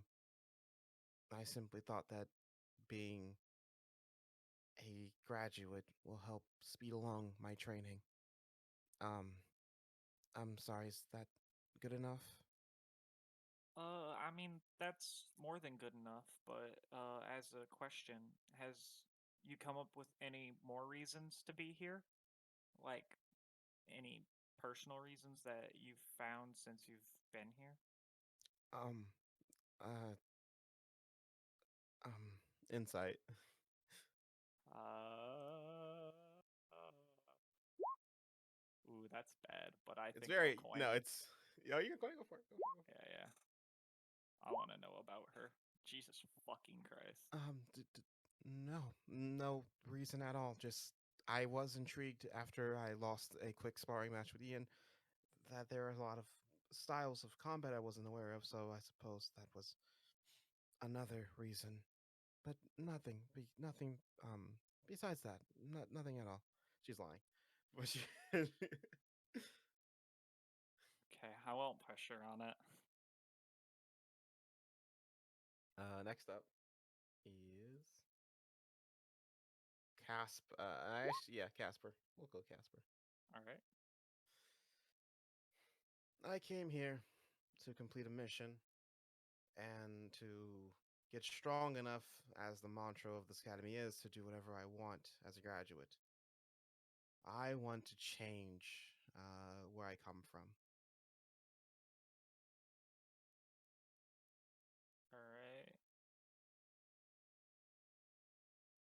You push it more, or you leave it there? I'll a friendly talk. I'll ask him where he's from. Livera. I am from the capital. How close is that to Riderston? The capital is about okay, so it's there. That's about like actually, yeah, it's about a month out. Month of traveling. Oh, we came from very different places then. Yes, I think I heard people saying you're from Ryder's Den, correct? Yeah, that would be right. That's if that's something Saffron will say, or Saffron keep that a secret. Saffron has no reason to lie about it, so. Okay. So yeah, I was making sure that people it would be a rumor mill then. Yes, people from there have a lot of history and good faith, despite it being such a big city.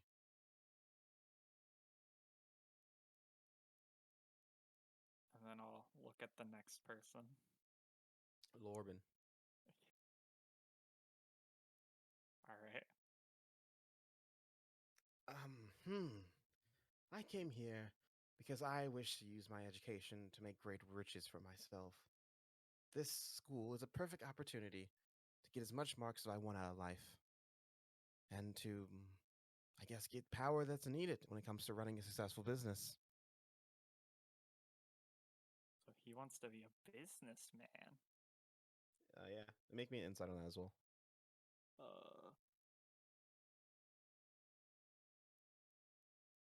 That's the one, baby. It's not that he's lying, but the way he's talking, he seems to be getting there's sort of a big grin on his face as he's talking to you. It's almost like he's meaning more by his words than he's letting on. And like he's like pulling one over you, but you can tell that by the shift in his body language that he thinks he's being superior to, like he always is, but he thinks he's getting one over you and being a little playful with his wording. Well, what kind of business would you want to run? Magical items, rare artifacts, basically anything. I want to be I guess, a antiques collector, if that may be a bit best term for it. I want to collect great things and sell them off to other people. Do you already have some like antiques in mind, or? Well, there's just so many great ones. I guess it's surely hearing about the legends of the library has given me a great inspiration of things I might go out to search for. Of course, once I become a graduate. Are you not from Livra? No, I'm an attuned. Oh, yeah, that makes sense. Sorry, I'm not. I haven't talked to any of you that much, so I guess I don't know that much about y'all. No offense. No offense taken. I'm from the northern parts of Guild Troy. All right. Well, I hope you find success with your businesses. Business, sorry. Thank you. All right. I assume Clara's next. Yes. Well, I first came here because of stupid Sully and having to keep him from dying in the school. But now I'm here because this will be a great opportunity to bring back the name of my family and bring and to drag it to even higher heights than it's ever been before. It's my sole responsibility to become a successor to our family name, and being a graduate would be a great way to keep that propped up. All right. Antiques in particular eyes. Is that two antiques? Sorry. Well, you don't know about Feast Sword. You actually, this room is about Feast Sword. That's weird. He never unbandages it. Probably all you know about Feast Sword. All right. Toto knows a lot more about feet, so All right, and now the 7 other funny people. All right. So, I think they have 1, 2, 3, 5. 7 unnamed. 7 unnamed and Boston. So 6 now. Or is it? Yeah, it's 7. No, 7 and Oh, Boston. yeah. All right. All right. So, there is, there's Bree, Justin. Let's see which one he is.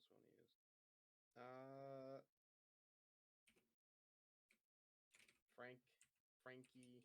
Is there a Frankie? It's not Frankie. It's not Frankie. No, There was a Fred. There was a Fred. He's dead now. Frankie. Oh wait, we can reuse Fred. Tulip. Fred's gone. Hot Tulip. 3 more.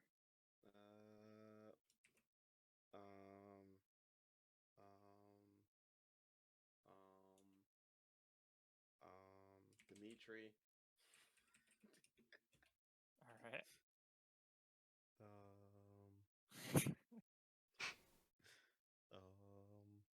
I had a dumb idea. I shouldn't do that. No, you shouldn't name the other ones Edelgard and Claude. Is that the idea? No, it was something worse. That literally is just dumb.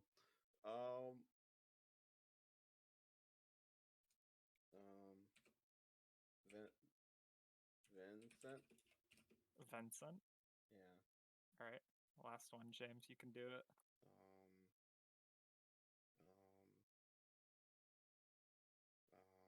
Claudelgard. Nice name. Pip. So. I hate that.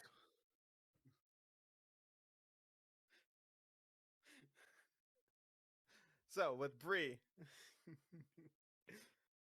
Bree is essentially a noble from Davis that wants to just typical reasons. Has some aptitude for it. Thought it'd be a good idea, and is actually wants to actually help her family because her family is going through some hard times and they're at risk of losing their great name. So she's trying to become a graduate to bring back their name and to keep that business going, keep their noble name going. Saffron's gonna look deeply saddened as Bree says her name. It's exactly what I was thinking. And her nobility comes from her family being in charge of a very successful prison that keeps a lot of inmates in. But recently there's a large breakout, which calls the Sully on their name. All right. Justin is from Guild Troy, and he's a street rat that kind of fell into the right place at the right time and found out, basically got into an interview, and from there has been scraping his way by and basically knowing nothing and is extremely determined. You see that he looks like he hasn't slept much, and he is willing to do anything at all possible in order to make sure he gets through the school on top so that he doesn't have to go back to a life he was at before. Okay. Frankie is from Guild Allen, and basically Frankie is a fisherman, who dreams about actually traveling further out, creating a boat that can actually travel past these sort of coastal seas and going even further than what our normal sailing can do right now. And he thinks that if he becomes a graduate, he can help advance that technology. All right. He's determined to. He's in Rufus' class. He's determined to take in all the information he possibly can. Tulip She's from she's actually she's from the tribes. She's from the Planeswalker tribes. And she wants to aspire to be a great storyteller. In order to do that, she wants to actually go out and talk to more people and get more stories. Not necessarily be a part of them, but she wants to be there and be able to survive watching these great events unfold. As soon as she says something about wanting to be a great storyteller, Saffron will open her mouth as if she's about to say something and then immediately like bite her tongue. Just like Toto, and then it's like cut to the Yeah. gif.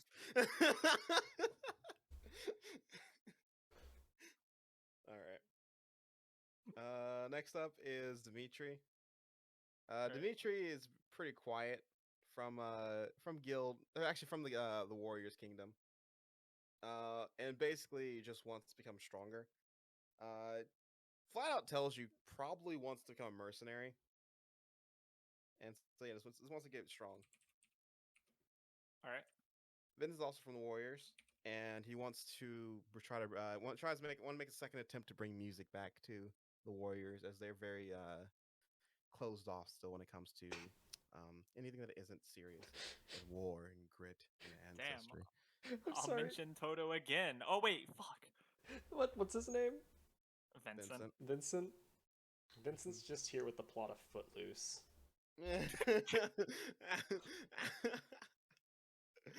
Hi, I'm Vincent, also known as Kevin Bacon. And Pip is from Livera, and it's just a mage that is actually he's determined to make the new a new gadget sort of make common work a lot easier and a lot more sustainable for people, because working in mines and like harsh conditions it's very very hard in Livera. Yeah, I would know actually. Yeah, it's yeah, it's not safe. Damn, sucks to suck. As someone who worked in the mines. Yeah, there were puppets that helped you guys, but should have been better. Because Livera likes to dig. Livera has a large untapped source of mana crystals, unlike the other parts of the world, and that's a lot of their revenue. All right, I have a favorite now, so I'm gonna make one of these people an actual character. All right, and then well, that's everyone but Boston. So if you don't want to be here for Boston, you can go ahead and leave. Thank you for helping me. They look to and also just so you know, when they're talking to you, this is more when they talk to you, they seem to almost talk to Court more than talking to you. They seem to actually relax a bit more once Court walks up to you. Okay. Like they're a bit tensed up, especially when they keep looking over. There's glances from Casper, but when the Court actually like starts maybe into like pokes in to like prod them a bit more, they loosen up a lot more. Okay.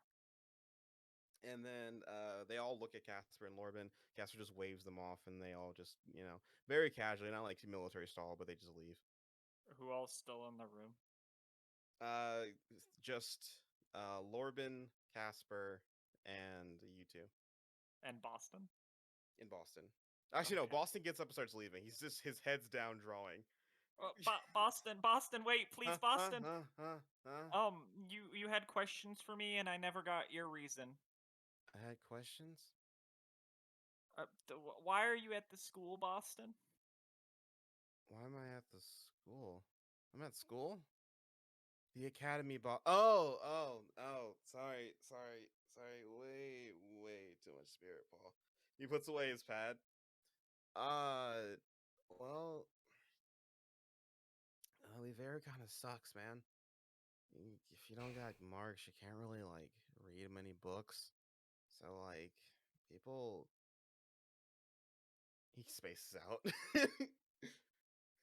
I'll look to Casper and Lorben for help here. You see Lorben just like flick. He moves his fingers around a bit, and you don't see, but I basically feel like a gust of air hit the boss in the head. Ow! Oh, they makes it hard to like really learn and get smarter. Unless you get lucky, it's so hard to move up in that place. They want you to be a dumb worker, or another flick of air, or someone who's high up So here I can read all I want. I can get as smart as I want. So yeah, free education, man. That's really it. I'm really poor. Uh, Who the fuck let Boston onto Team Iron? and Team Iron had standards, James. Exactly.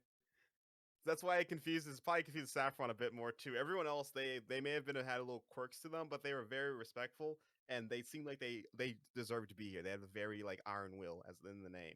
They very were Boston's my determined. But favorite Boston character. seems to be the polar opposite of what Team Iron stands for. He's my Boston's the favorite great character. pretender. Hog. You Sorry, know, I Saffron, would you not were be saying? surprised. And there was another question you wanted to ask me. Right, right, right. When you're you make like water things. What are they called? And he like sort of like makes a gesture. Well, I can make a war pick, but I could make a whip too. Right about that. So like when you're making a little war pick whip thing, the war pick, when you're thinking about the dimensions of it, are you like visualizing the pick like if you were holding it in yourself? Did you like study it and get the exact precisions of weight and have you like practiced multiple times? When you're summoning it, is it like a combination of your own creativity mixed in with like actual design? Do you like make some yourself? I'm really curious about the process when you're creating. It varies from mage to mage. And I'm trying to think of where it all stems from, where like the most productive version is at.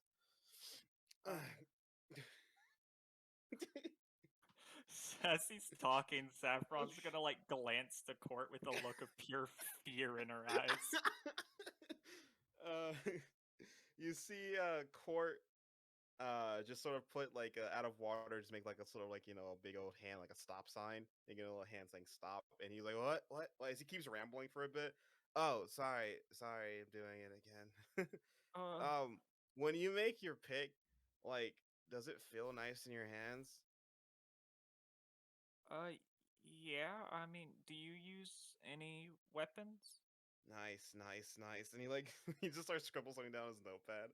Well, Me? No. All my comments is Court slaps some water out of my hands.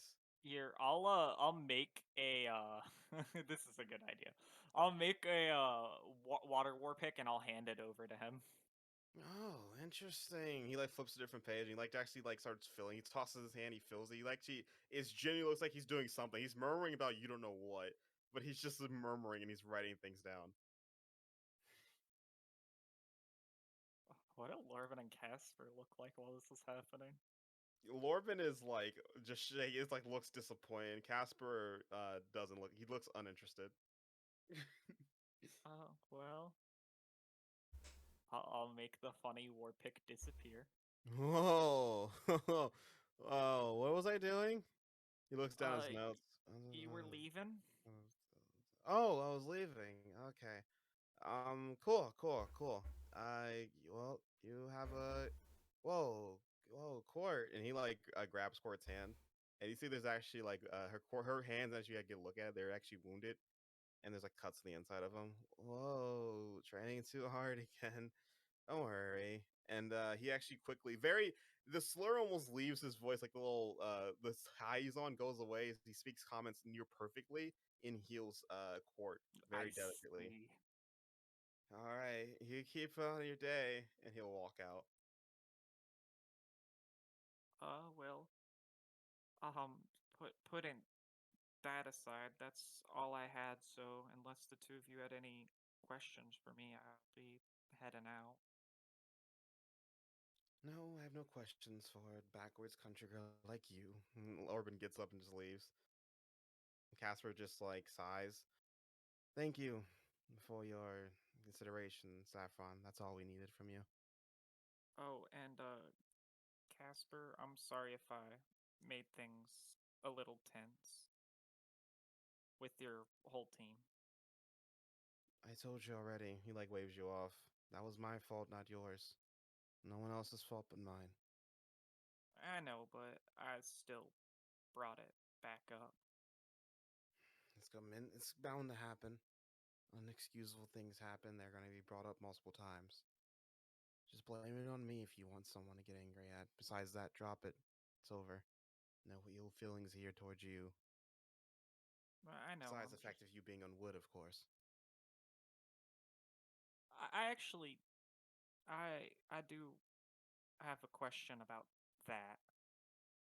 When you're still lingering asking questions, Lorben actually, because your passive's high, he actually walked out the room, but when he sees that you're still lingering questions, he's just actually outside the door frame, leaned up against it. He's not making an aggressive motions or anything, but he just, like, clearly is eavesdropping. Not being Why? hiding about it, but he's just listening to you. Why do you hate Team Wood? Because Quinn's on it. Oh, so that's what you mean by wanting to change where you're from? Sorry, I guess that's a little too personal, but Saffron, you've been in the mines, right? yeah. You see how terribly they can treat you sometimes, right? Even I the ones mean, near Ryder's Den can have some cruelties to them. yeah. Don't you think that our country's a bit sick in the head? That they are so obsessed with the marks we generate, us being one of the richest kingdom in maize, that they're willing to treat people like that, just to turn a profit, just to keep making more and more money. I mean, I guess, but I think I decided a long time ago that I didn't really care about what was going on. I mean, I never really grew up with a family, so I was just trying to focus on myself for the most part. Is what that attitude many adopt, that they focus on themselves, they can find their own happiness, their own peace of joy, they can rise above it. And some do, but many don't. And that's what I think is illness amongst our people. We're very proud, us mages. We think that if we handle our own business, that if we dig our boots in and we try hard enough, we'll rise above the occasion because we simply are just that good, that or we can grow to be that good. And I think it's in that pride that we got in this horrific mess. And so, does that mean you just don't like Quinn because of who they are? No. I don't like Quinn because of what they are. Well, that's what I mean, I guess. The fact that they're a prince. Precisely. So, I'm just trying to rack my head around this. Why does that make you hate the rest of Team Wood? Because when you are trying to attack an enemy, their allies or your enemies, that's something you have to keep in mind. The moment you think something otherwise, you're going to set yourself up for failure. No matter how nice you come to me as right now, if I were to threaten Quinn's life, you'd be right there by their side, defending him. I don't know why I switched between Saffron and Quinn like that. Well, I mean, I guess that's right, but it has nothing to do with my team. It has to do with my morals, I guess. I don't you don't. think everything my team does is great, Casper. There's a lot of things I don't agree with. Yes, but are you going to sit here and tell me that you haven't grown fond of him, of Quinn? I think Quinn's kind of an asshole. So you have no connection to him at all. I mean, I think Quinn's good at talking for the most part, and I don't know if I would have been able to done what I did in politics without Quinn's help. So there is fondness. Well, I try to consider everyone my friend except for Scars. Well, that's Scars. He's actively trying to make people not his friend. But even there, you still go to him if the right occasion arises, because you were on his team. Merely that interaction alone has forged a bond, whether it may not be best friends for life, but there's a bond there that won't easily break. You have, especially who you are, you said your own morality itself, you have loyalty. Will you jump into a fire for Quinn? Will you do something that's utterly against your character? No. But you still have that loyalty for Quinn because he is a part of your team. That's just how it is, Saffron, whether you want to admit to it or not. You and Toto and a few others like to think that these team things are just playgates and games that the professors put together to make us feel separated, but I think it's the opposite. The teams is what makes us feel whole. So it's natural that you're going to want to protect someone on your team if you can and if your morals allow. I guess we're all entitled to our own opinions, Casper. But if it were up to me, I think I'd get rid of the teams entirely. I think the only thing they do is create a bunch of unnecessary conflict. I mean, do you think if we were all just students, any of this would have been happening?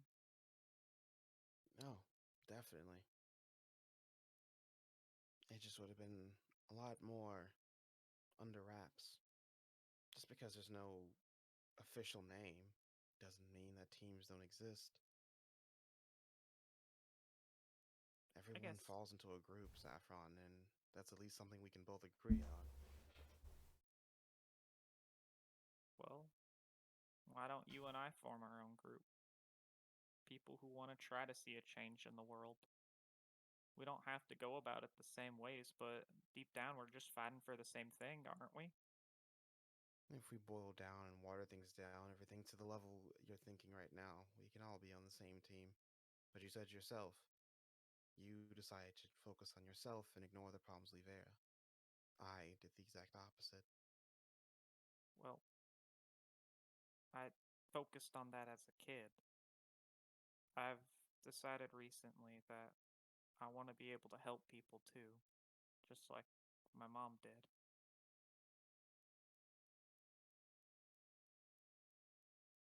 I'm not trying to tell you how you should act or anything. I just kind of wanted to know what was going on in there. I'm sorry if I felt pushy, but I think I'm going to get going now. Uh, Saffron, Yeah? don't stop being you. Don't let my words change you.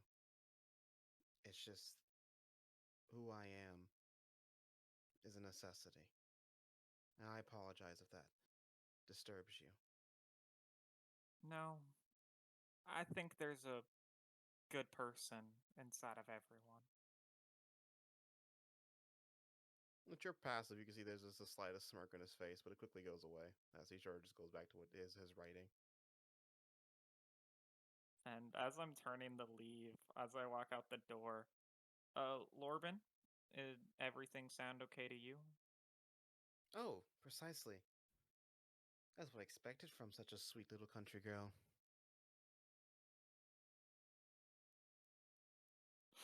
I don't want to say this to him, so I'm not going to. All that's in my mind is just looking at him and going, "You're kind of mean, aren't you?" Fuck. I don't think that's a good idea. GIF happens. But what I will tell him, you could have stayed in there. I didn't mind. Oh, I know you didn't. I do things. It's advantages, tactical advantages. Can't be too safe now. Can't be too safe, especially when you're talking to my leader, and there is a bit of bad blood between our teams. Can we try to fix that? Do you think?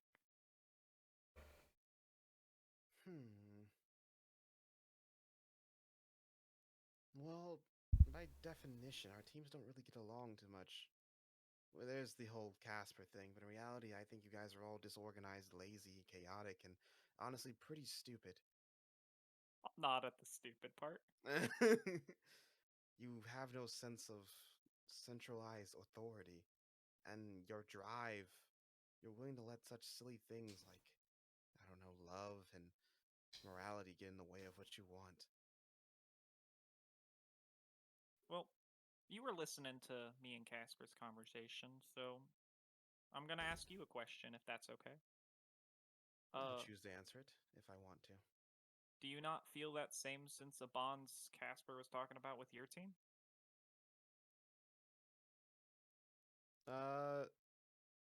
Insight. Bammo. He says this. Of course I do. I have the utmost respect and camaraderie and bond, whatever it is, bonding with all of Team Iron. They are the ones that took me in. Those people are very put off by my straightforward attitude and very unfiltered demeanor. But I have nothing but respect for them and all the things they can do. And again, sort of that same playful thing as he seems like he's holding back or not telling you the full reason why he says these things. I'm gonna pat him on the shoulder, right? And I'm gonna walk to the edge of the door, like to leave the dorm room, right? And I'm gonna look back at him and just kind of smile. I guess that's why you tied up Fee, huh? And bolt out.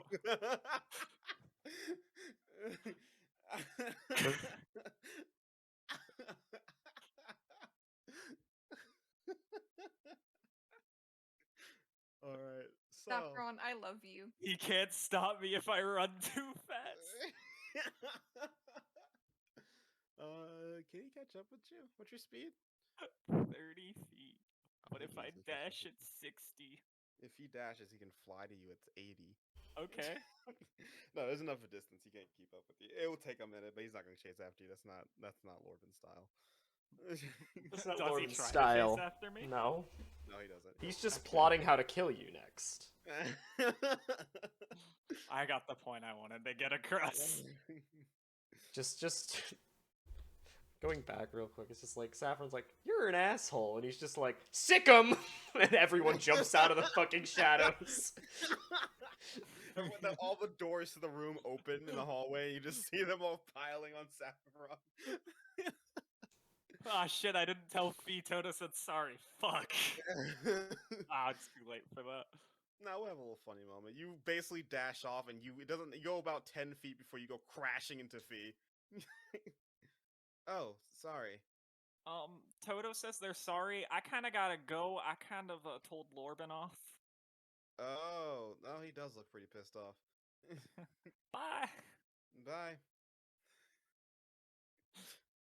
And with that, does anyone go to Saffron? Everyone was pretty much aware of what Saffron was doing for the most part, or it quickly was known. Toto's definitely waiting on Saffron to get back. Saffron, you are going back, and you see Toto with eating the last of the cookies. There's crumbs all over his mouth, and he keeps nervously looking over toward Barkley's dorm. Okay, so Toto's in the Team Wood door. Yeah, he's like in the hallway. So as I walk into like Toto's outside of the dorm or inside? So they give you an idea of what every dorm hallway is. It's basically just one long stretch of hallways with doors either side, and at the very end of that hallway is the meeting room. So Okay. as you walk in, Toto's basically in front of his dorm door, looking at you. As I walk in and close the door, I will yell loud enough for anyone in the dorm to hear me. If you can hear me, if Lorben asks to come in here, do not let him. Ron, you can't just say that and not tell me what happened.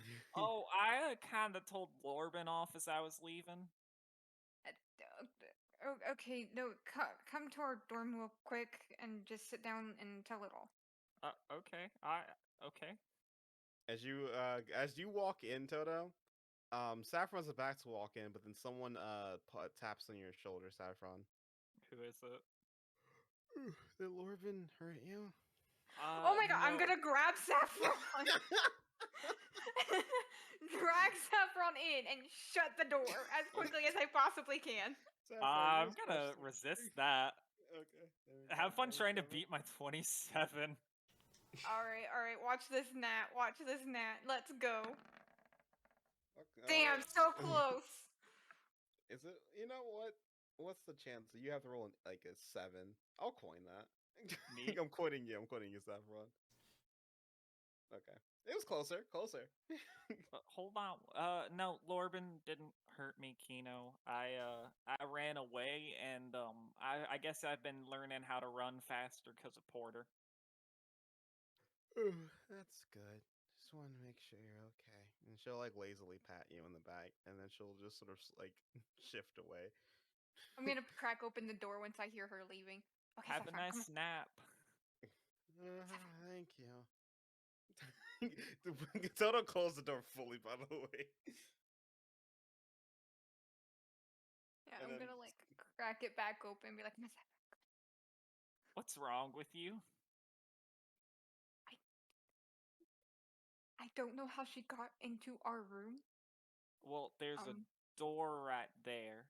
but you should hear it. And I did not hear her come in, and then she comes to my room, and it's like facing taps in her monster form. I guess Quinn's rubbing off on you. Just get in here. Oh, I can. You walk in, you see Julia. You sleep at this point. It's a little later at night. No. You see Julia looking also a bit nervous when the door fully opens as she looks at you. Quinn, have you turned in? Are you there as well? I'm probably there. And Quinn is just confused. And Sullivan is dead. Sully made it back at this point, and Sully's he literally just crawls into his room. He ignores the creepiness you guys are doing and just closes the door. Understandable. So I have Saffron sit down and explained everything, and he's just kind of sitting there, confused when she mentions fucking Boston. Like, who the fuck let and where the hell did he get a hold of Spirit Claw? Listen, you think I'd tell you about Boston? Yes. No, I wouldn't. Wow. Okay. Would you want to RP this, Toto? I'll fucking take you down. Well, first off, there's actually something I should mention about, the whole Toto thing that happened yesterday. When I was talking to Casper in politics, Casper took full responsibility for everything.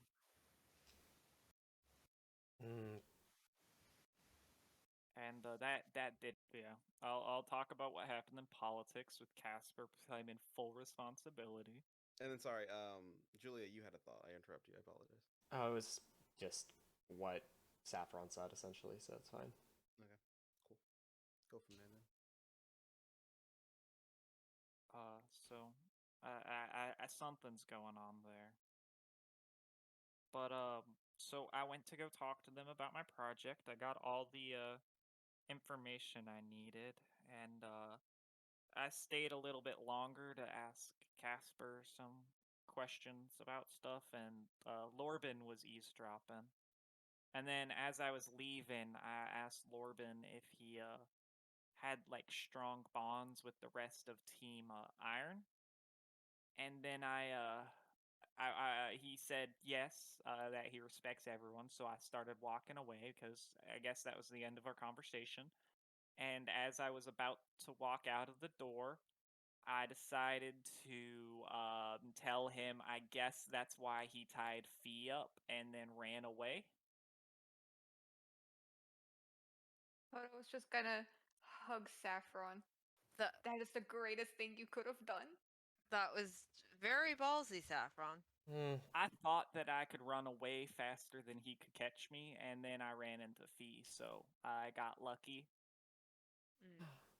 I would be more concerned about what he plans to do to you. He's more conniving than someone who would be so impulsive as to act then.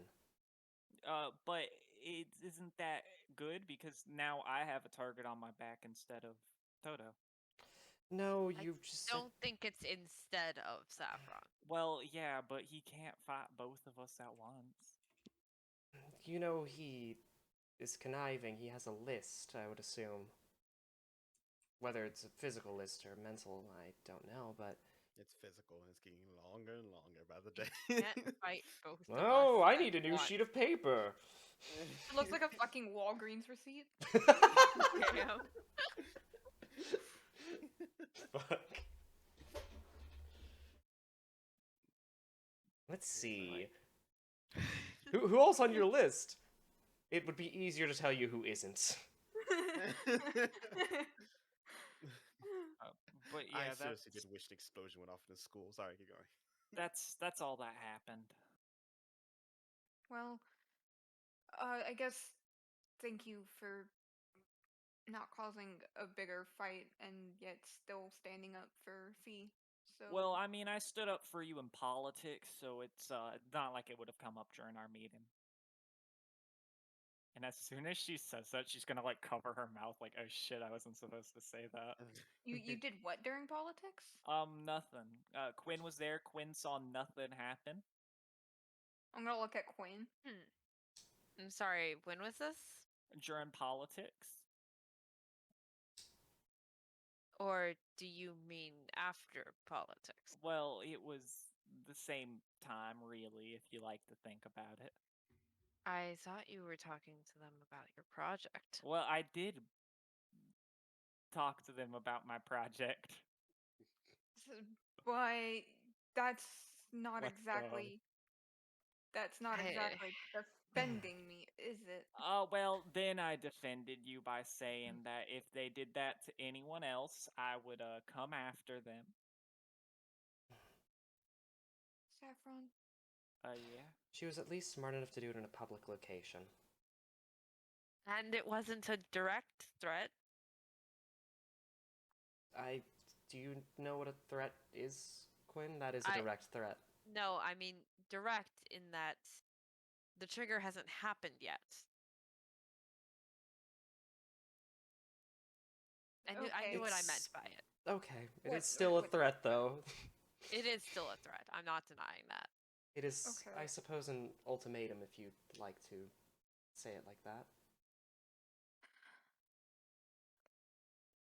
Well, we have our plan, so no starting wars, no more threatening people. If it really bugs everyone so much, I might just have a team meeting to tell everybody because apparently Barkley didn't want to tell Kino. But just, for the love of, the reason I don't tell you guys this shit is because I don't want you getting involved and starting wars like this. Well, it's okay. We don't have to worry about you running off anymore. What? We may have proposed a new rule in politics.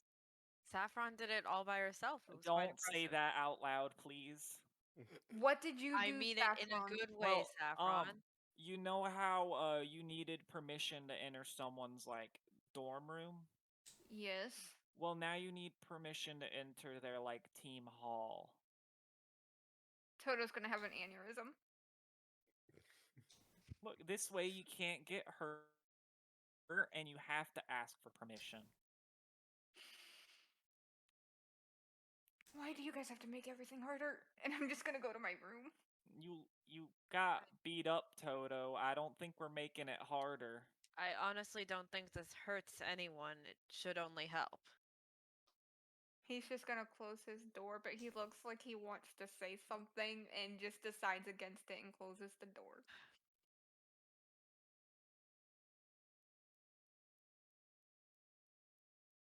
I suppose that rule will put somewhat of a rein on him, granted.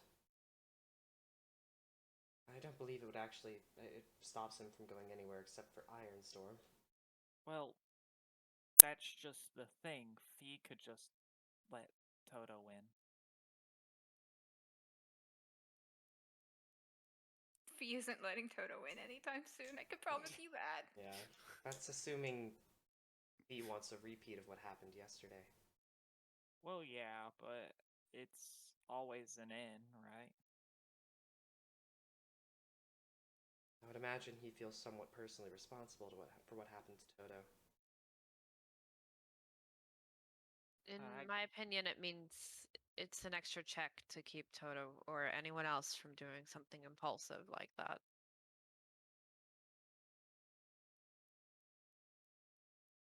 True, although it feels like we're just letting them get away with it right now.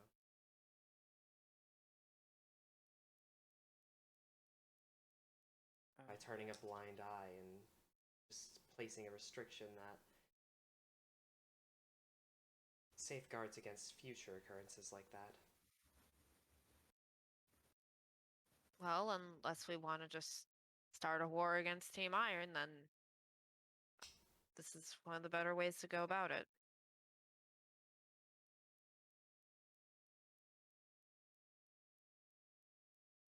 I don't know if starting a war with them is really the best idea. Exactly. They have some scary people. Well, I suppose we'll see what happens this weekend then. And hopefully all goes well. Because I would like to just say that starting a war is a serious possibility even with this plan. I think it's more a possibility if the plan doesn't go well. Yeah, and it'd be a shame. They have a lot of nice people there.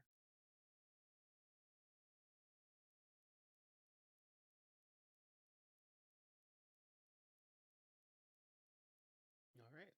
And with that, the camera will cut away. Is there anything else the party wants to do throughout this week? Besides normal business, of course.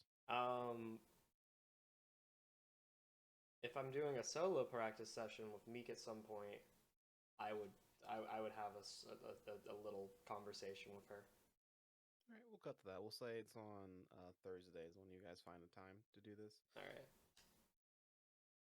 You guys have pretty much gone through Act 2 for the most part. You're actually getting close to Act 3, and you've been doing well with your lines, especially Meek helping you.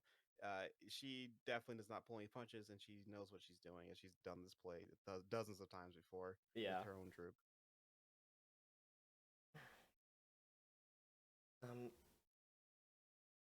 By the way, Meek, may I talk to you about something for a moment? Oh, you can talk about anything, Erwin. No, sorry, keep forgetting, Julia.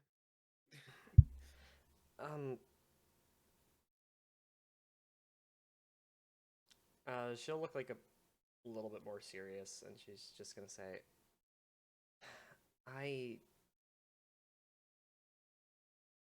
we're doing something stupid again. Meek just starts pouting and just like she glares at you. Stupid, like.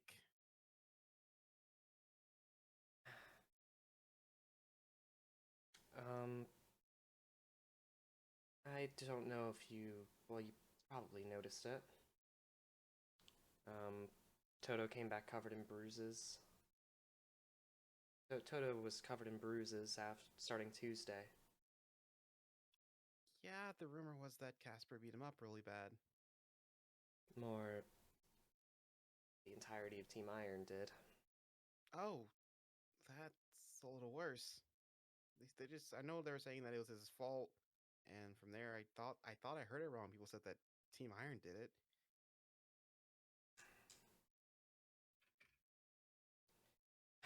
But we're trying to make an accord with them. Did Toto actually do something wrong? Wait, did he get caught perving on like Sylvia? No, it's Toto being the other side, the one that isn't so terrible. Oh, he was being a mom, and to Iron? You guys like hate each other.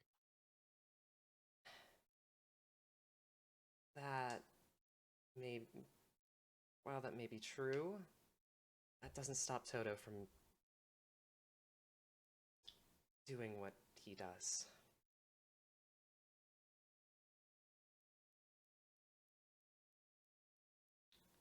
And in order to try to make this accord, there's a good chance that I'm going to be seeing combat this weekend against some of the Iron members. It's not Julia, right? Or Fee? And she'll like give a very hopeful smile. I don't know who it is yet. Hmm. I'm guessing this is gonna just be, throwing some fists around. You're gonna pull out the whole creepy sword thing, right? It's likely that I will need to if they're going to be coming at me with their full force. You. Hmm.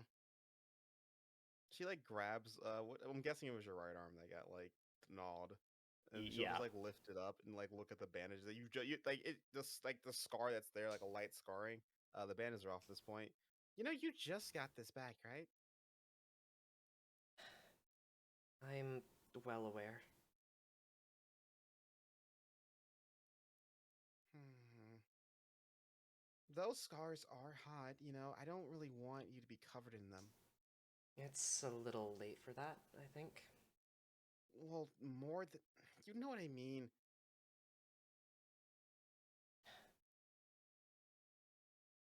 I suppose I understand.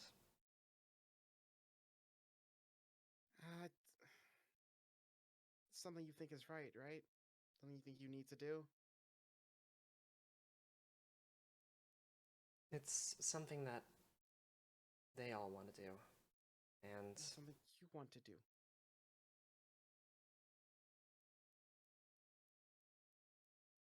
I want to make sure that they don't hurt anyone again like they did with Toto. And this is gonna solve that? That's the hope.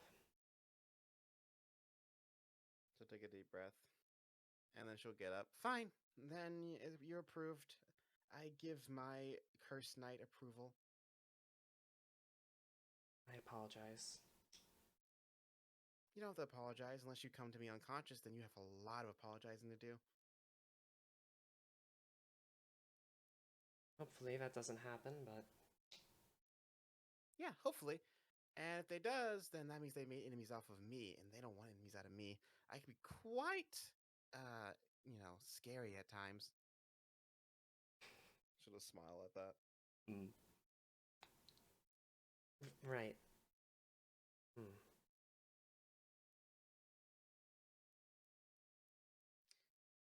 But if go ahead, finish your statement. I thought about what you said more, and I'm realizing that I should be more involved with other people. That's part of the reason why I'm doing this, is because they need help in what they want to do here. They are your team. That's the point of teams. They're really fun, aren't they? It's like having my own troop again. You guys get closer. You sleep in the same area. You eat at the same time. You help each other out. It's something about having like a little logo on your side that, brings you all together. Makes you feel like you're a part of something bigger. Makes you want to look out for each other. And it also makes you feel safe because you know that if you fall, someone will pick you up. I guess I didn't think about it that way. It's been a while since I've had any sort of group identity.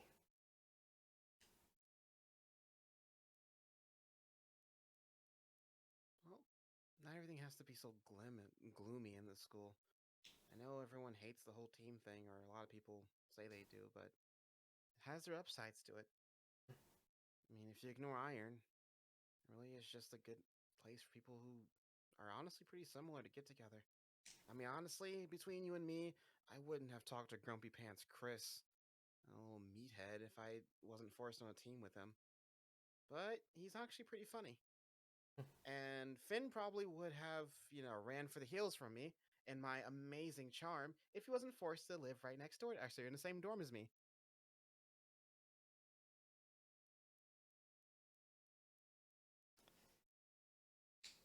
I Sometimes the two of your relationships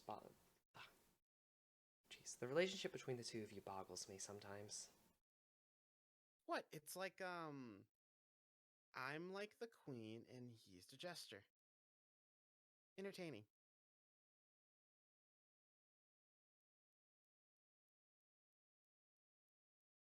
Especially when he's trying to flirt with Juno. That's the funniest part.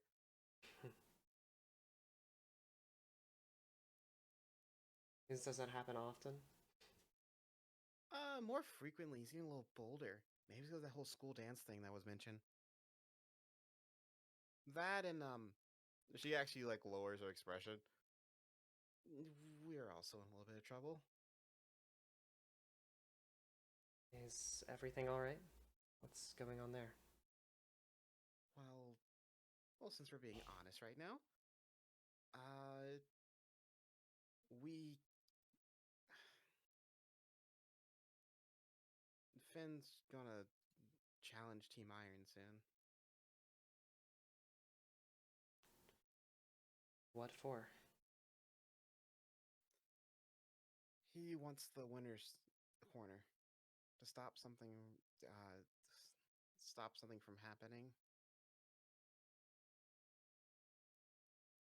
Is it vote consolidation? Yeah.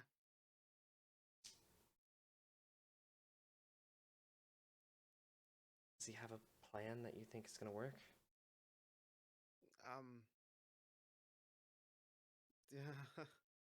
Think it's gonna work? No. But it's the only plan we got, and it's the best thing he's good at. The best thing that's is Finn, and the way we have it set up, Iron will fall for it, and we'll get the winner's corner.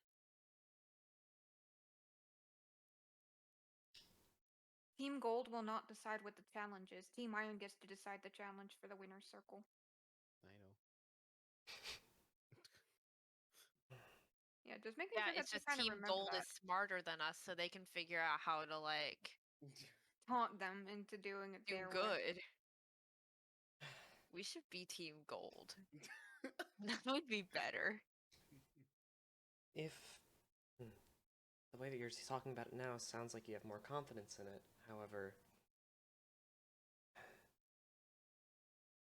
what you were saying earlier doesn't quite line up with what you're saying now. If Team Iron keeps the votes and they convince Team Glass to help, because I know they're not going to convince you guys. That's majority right now. They can pass whatever they want.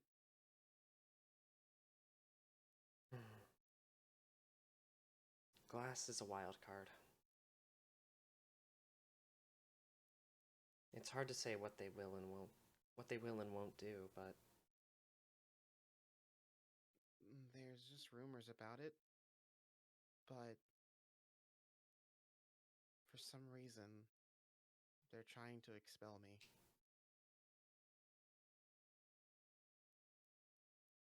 Wait, what?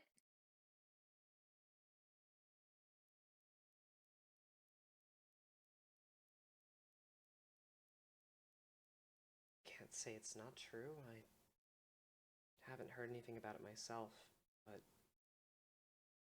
I don't know how. Chris heard about it from someone. Won't tell me who. He says he has to keep it a secret, but Iron, we think Lorben, for some reason, wants me expelled, and Glass is willing to help. So, we can't really do anything about that without getting majority. And so to get majority, we have to get the winner's corner. Or at least take away majority from them. And that's getting the winner's corner.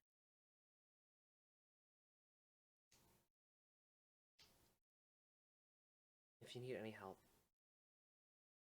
I don't know how I'll be able to provide assistance for it. Just ask. She'll smile. I don't think I need help, but you already helped. You said yes to Finn when he asked for the other part of that deal. That has to do with that?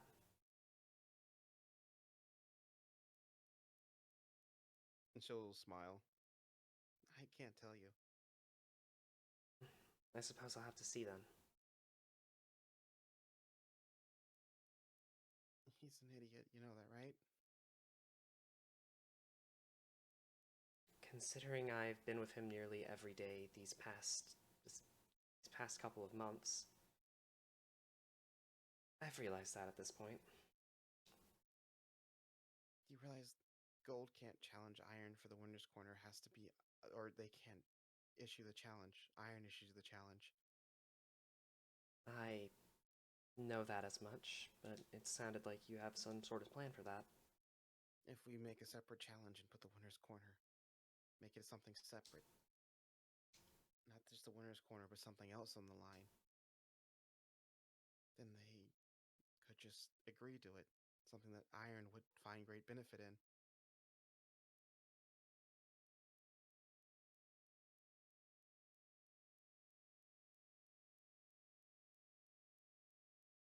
You're not...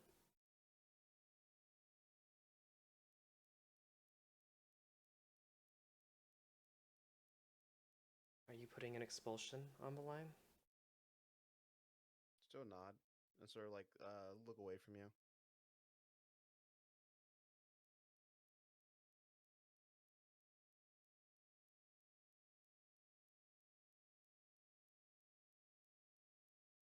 Not mine. They can do that without it. And it's expulsion they probably think they can't get with this alliance.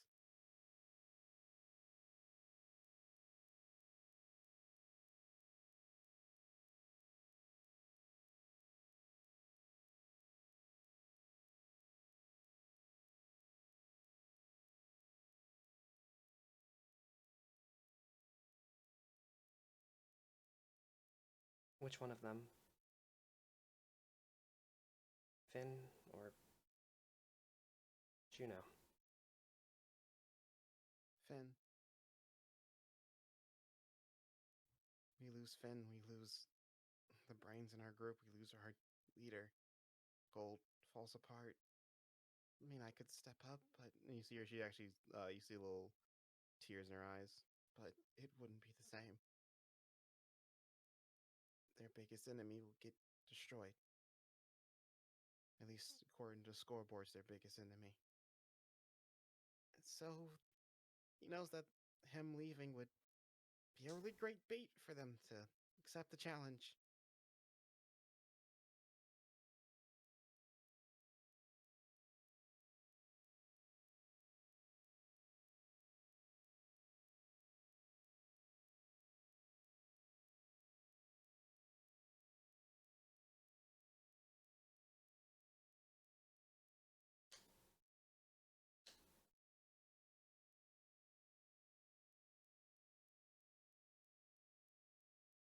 Please, just be careful.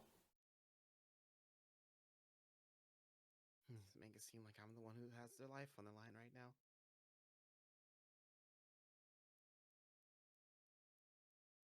You know, the only thing he cares about more is just to look at one of those books in the library. All he wants to do is just walk in the footsteps of the Maker as close as he can. To be a great enchanter.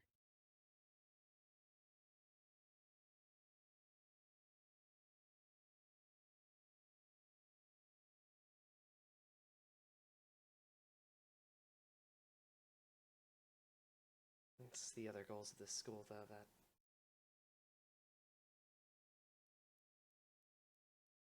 limit access to that sort of information. I think, honestly, he'd be more excited just to make it to the second year than he would actually graduating. That sounds about right.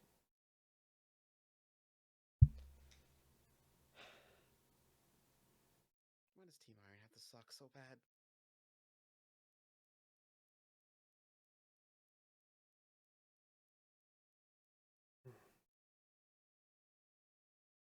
I don't know, they all have their own personal grudges, it seems.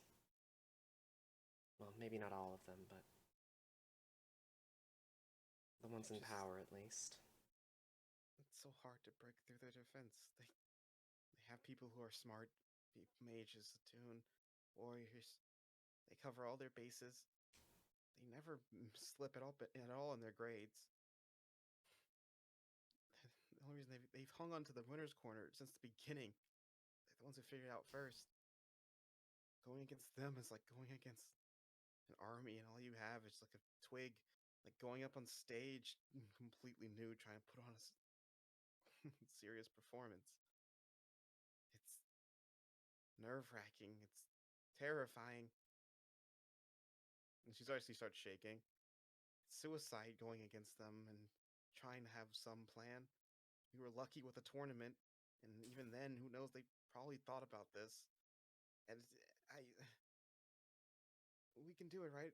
Right, Julia? We can win this, right? I think that you can. It's just you have to be careful about how you go about this. Remember the last time someone thought they had a total advantage over Team Iron in the challenge.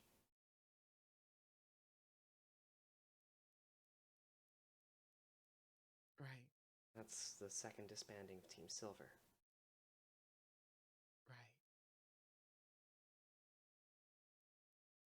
And with that, the door actually swings open, and you see a worried look on Chris's face. This actually was during the end of dinner. We're gonna cut away.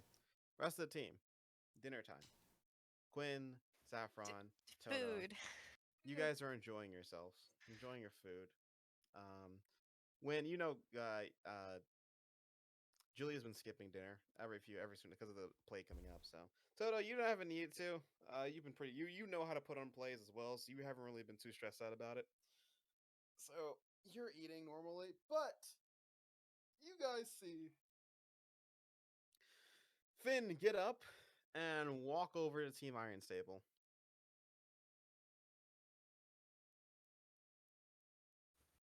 I'm gonna look at Quinn.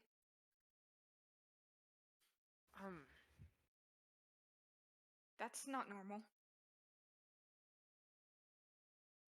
I was wondering when you're going to rear your ugly little mouse head, Finn. Thanks for the lovely welcome, Lorben. Since you're the one being a little snake about this, we could just sell this right now and you can stop whatever you're trying to do. Whatever do you mean? I'm simply enjoying my fine steak. And Finn just sort of glares at him. Keep playing dumb, keep playing dumb. Says, this is what you want? Playing little games with us? I don't know what you're getting out of this. I have an idea, though, and if that's the real reason why you're doing this, you're a sick little puppy, Lorben. But let's get it over with.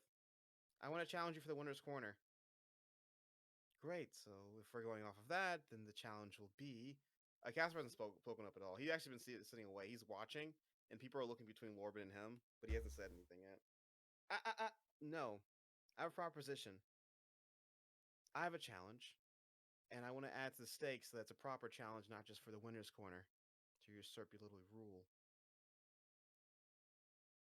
I think it'd be best, and actually, let him speak as Casper gets up and walks over to Finn. Please enlighten us on this challenge, Finn.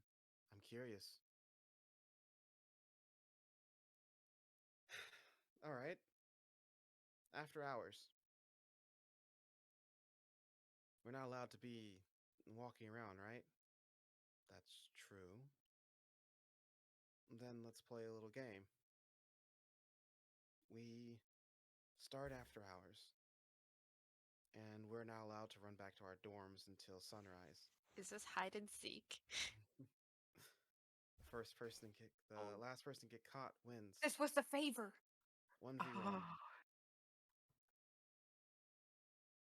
Oh, no.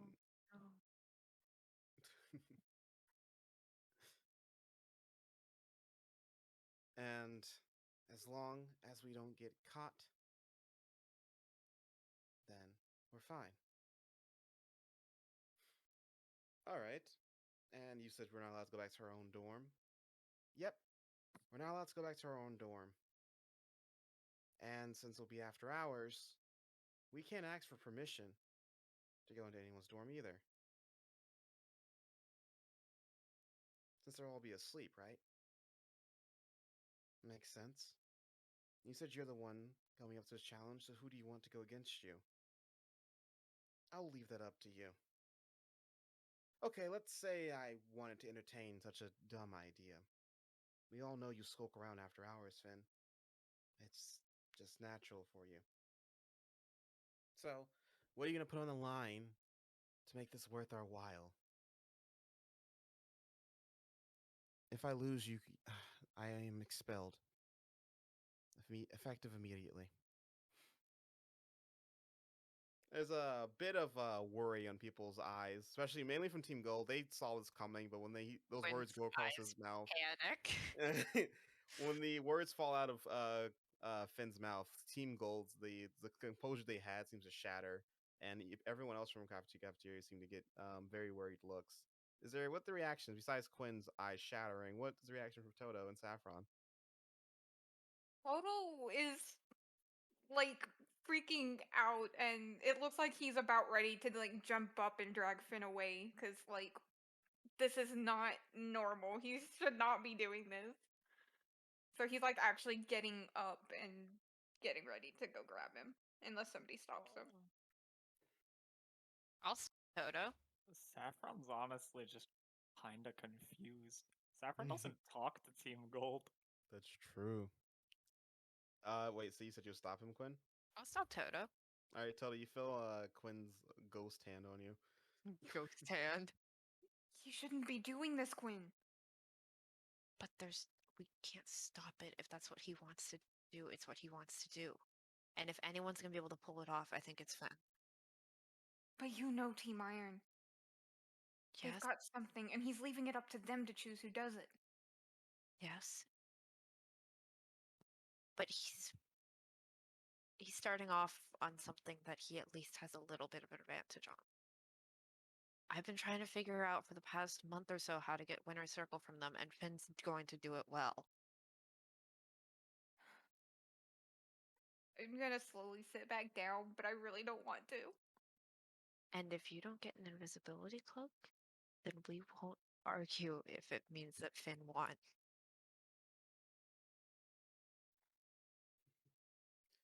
So, and with that, what happens is, oh, just your expulsion. Very brave of you.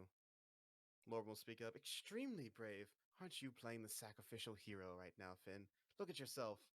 From nobody, Beastmaster to novice enchanter and great hero of Team Gold.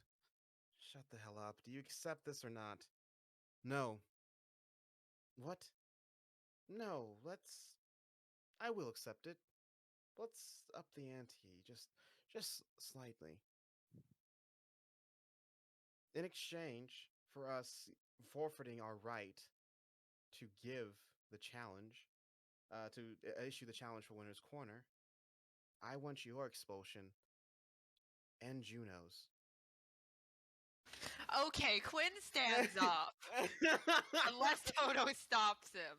No, Toto gets up with you. Whoa. Whoa, wait a minute now.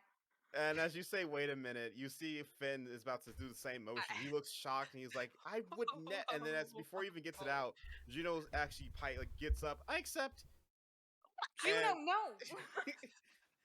What the fuck?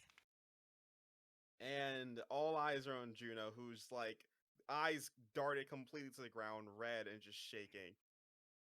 Juno, are you insane? No, that's not happening. It's no, we're not doing this. Don't remember, you're not team leaders. Don't get to decide. It's people involved. Juno's been involved. If Juno wants to say yes, then we can get this game going. Unless you've gotten cold feet, Finn. Lorben will chime in.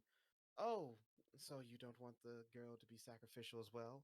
Don't hog all the glory now, Finn.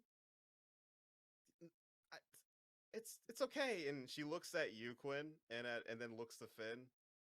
It's okay. Not. Quinn, Toto, stay out of this.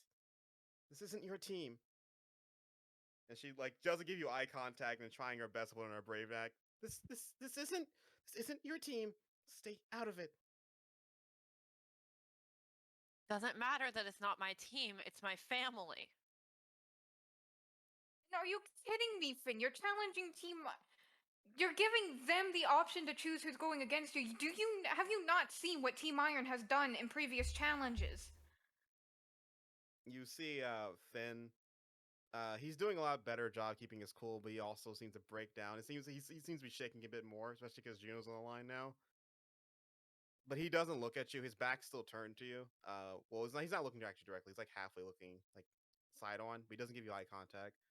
Like Juno said, Team Wood, stay out of it. Yes, and Lorben.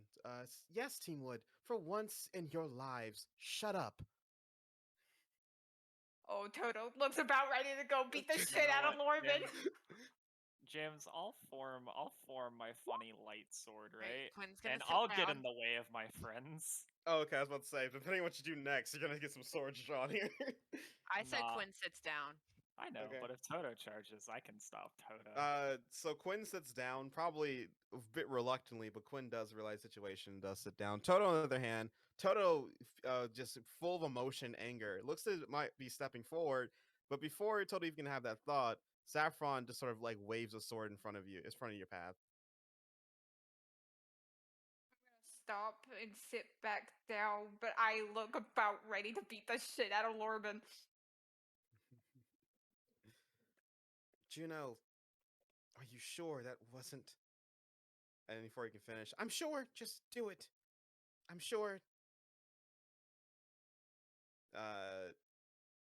It's for her, right? Yeah, but then I want to do it. Let me do something useful for once. Okay. You have a deal. And with that, they shake on it, and the challenge has been solidified. Friday night. It's Friday night. And that's when Wait, you see that's when we Chris. were planning on doing our shit. Thought we were playing it on Saturday. Yeah, I thought you guys said the weekend. No, we said Friday's Friday. the weekend? We specifically said Friday. That's why we needed the cloak on Friday morning. I thought we said end of the week. Yeah, Friday's the end of the week, the No, start it's of the not. weekend. No, it's not. Yeah, it is. I thought we specifically said Friday, not like end of the week or weekend. I thought we specifically said Friday. Doesn't matter. Either way. It doesn't matter at all. But Yeah, with that, they didn't consult with Team Wood. Like, you guys got anything going on Friday that we need to like worry about to I schedule know. this? You guys got like a secret like trap you're planning for Team Iron on Friday that we don't want to interfere with, right? You know, secret thing, completely secret that you wouldn't mention to anyone else. I know, but it's still frustrating. So with that, it's almost like you guys can't solve this issue through the easy method of trying to talk them down.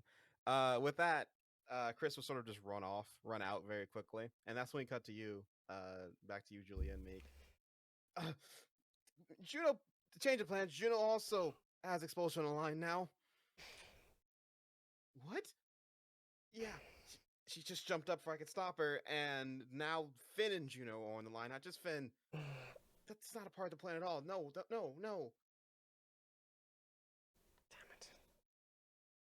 Damn it. They had the bartering chips for them if they wanted to ask for it. You see Meek sort of like just sort of crouch down and just like sort of like pull her hair a little bit. No, no, no, not both of them. No, no. They no, it's not worth it. Finn was one thing, but he was being stubborn, but not Juno. Juno doesn't deserve any of that.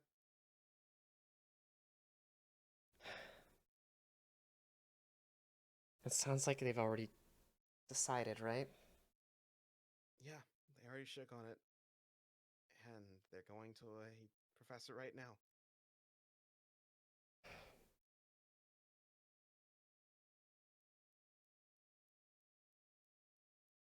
So, with that, you just sort of comfort Meek as he sort of goes through her own breakdown. Yeah. Eventually, she will calm herself down, and Chris will stay. And then she'll leave with Chris to go have a talking to with her team. I'm sorry, Julia. I'll talk to you later. No, it's fine. I probably should get back to my team. All right, Quinn. How did you react to that after that was sort of solidified? I'm gonna go talk to Juno.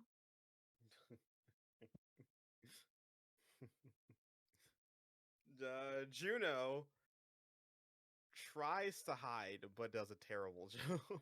Yeah, there's a reason Juno's not the one playing hide and seek.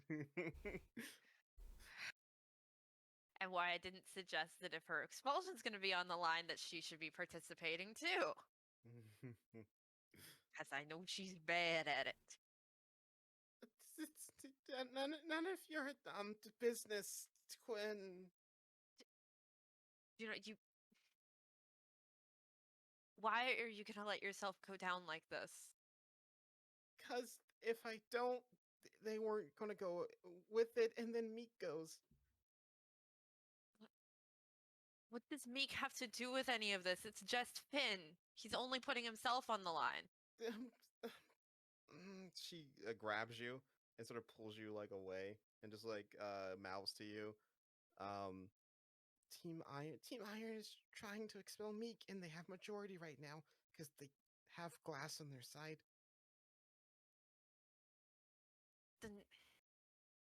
Then why didn't they put Meek on the line instead? Because if they put Meek on the line, they'll just say no. Because they can just do that right now. They don't need a challenge for that. All they have to do is vote on Tuesday, which is their plan, to vote on Tuesday. And no one can stop it, not Team Gold, not Team Wood. We don't have majority. And no one likes you, and everyone hates Meek. Or at least they don't trust her anymore. So Team Favorite's out of the question for us. It's been with Ted for weeks now.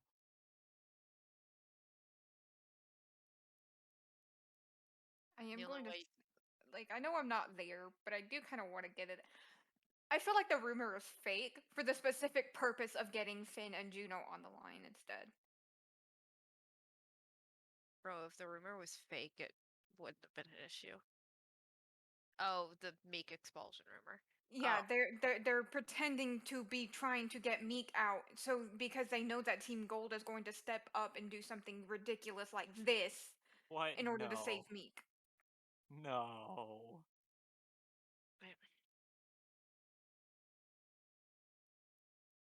Tell Finn that we don't need the item we asked for. If he already has it, he can use it. That's not the plan. It wouldn't work either way.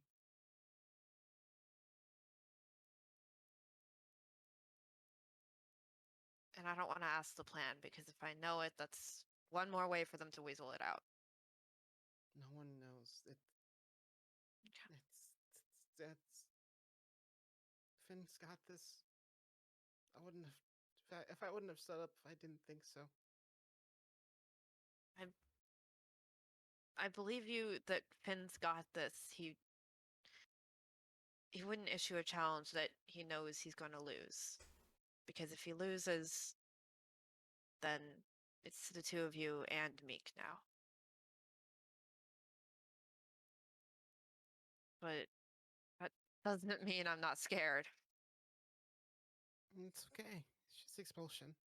And much as I try, I'm not as good as you, Quinn, so maybe it's best that I don't make it past the first year.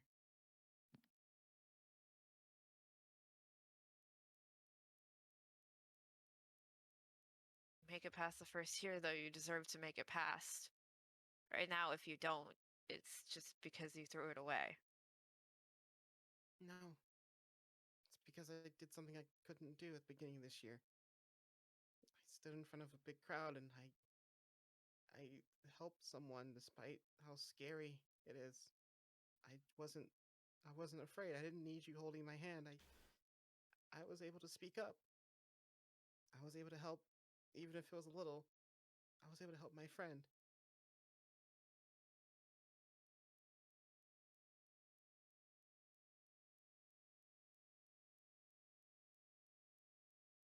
doesn't win this shit, I'm never gonna forgive him. Don't say that. If anything, it's Glass's damn fault.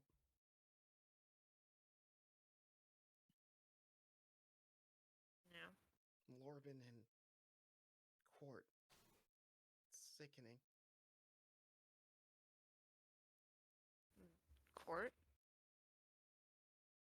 And she'll look at you, and she's been whispering again, but she'll go back to mouthing. Court knows way more than she lets on. You motherfucker! That was mean.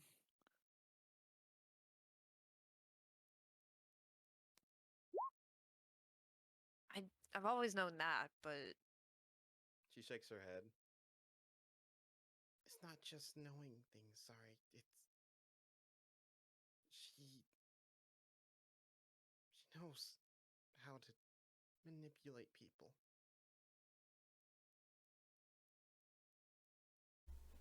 Quinn realizes in his head that the shitty guess he had at the start, not the start of the trial, but at the trial was potentially right.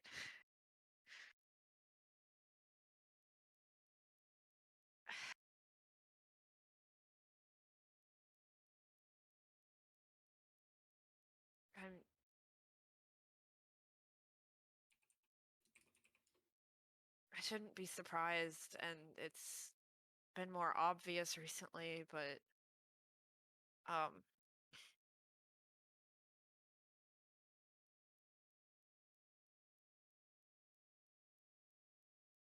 just want to hope that Court was a good person with knowing all that she knows. Yeah. Anyways, I'm gonna go check up on Meek. She's probably gonna kill me. And she'll leave. Make sure Finn wins. We have a plan. Okay. All right. Toto, do you go track down Finn? He's kind of as a free moment, or does Saffron let Toto loose? Saffron just wasn't gonna let Toto stop the challenge happening. Okay, so you take the chain, you take the leash off of Toto afterwards. Yeah. All right, Okay, as soon as she does, I'm going after Finn. Essentially, you rush down the hallway, and Finn just gets done talking to Leanne, who's certifies the challenge. And with afterwards, he literally turns around, and you're right there. I'm going to grab him, and I'm going to shove him against the wall. Why? What the hell were you thinking? What do you mean, what was I thinking? What drove you to do that? What in the world did they have against you that made you think it was a good idea to challenge them with your expulsion on the line? He just looks at you. My team. What made you decide to challenge them? Yeah, you feel the dog actually bite at you, forcing you to let go of Finn, and he's just growling at you before Finn calms him down. You know as well as I do you don't say things like that in hallways. If you want to find out, follow me. Stop being an idiot. I'll follow him. But I am seething. He'll take you into his dorm hall and take you into his room. Meek, before you even, as the door's closing.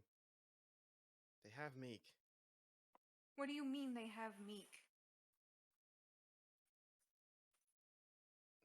5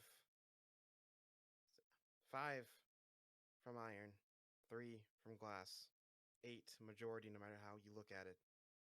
Anything goes with them right now if they settle on something. The thing they settled on is Meek's expulsion.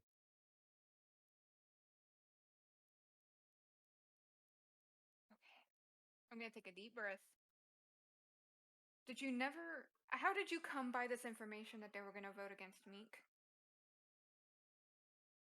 A source?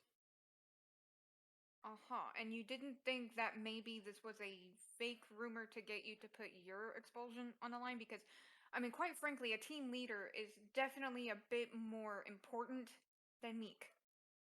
A team leader who puts their team on a pedestal and has been guiding them through this entire thing as the biggest threat to Team Iron currently. We thought it was at first. Then I finally got Chris to admit to me. Told him. Then I followed through. So I've been doing this entire week. And the person who told me would not admit to the things they admitted to if they were lying.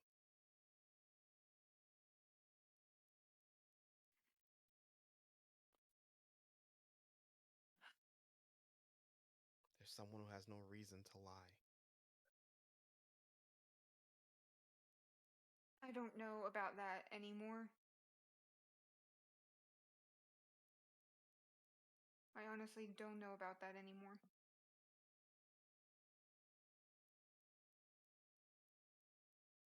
What can we do to make sure that you don't get caught? You already have.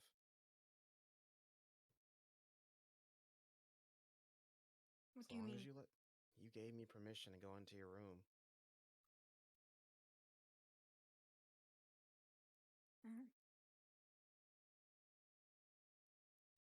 Oh, I haven't entered your room since then, so I haven't expired that.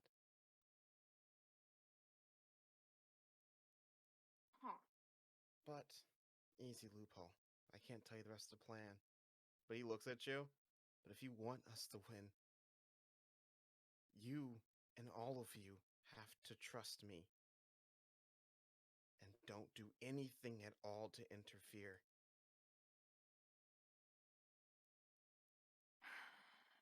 Fine. I'll try not to, but you realize you could have asked us to challenge for the winner's circle, right? No.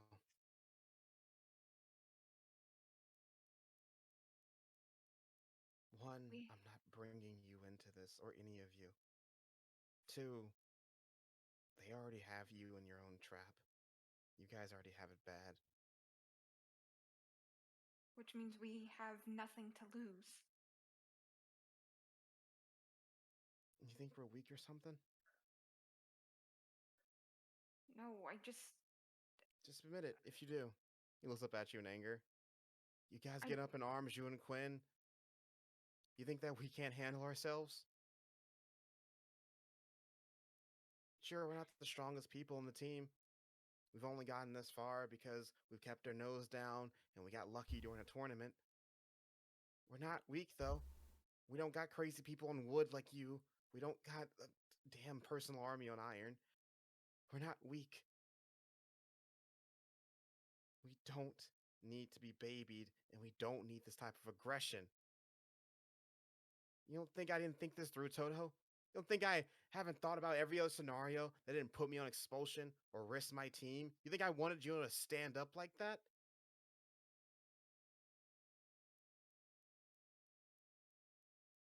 Just like you have your own problems and you have your own team and you worry about them, everyone else does the same thing. It isn't just wood and iron in this school. Every day I think about how to keep them safe. And you think there was any other way, I would have done it. But I'm not going to stop Juno from trying to show how strong she is. And I'm not going to let anyone try to stop me or try to make me feel bad, make me feel like an idiot, because I'm doing what I have to do.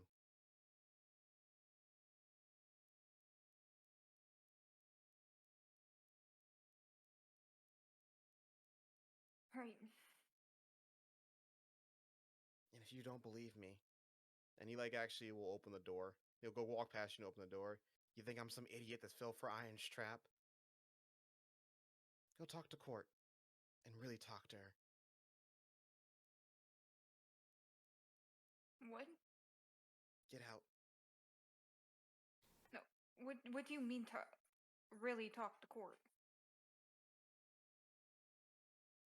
You don't know everything. And you have in your head who you think this great pretender is.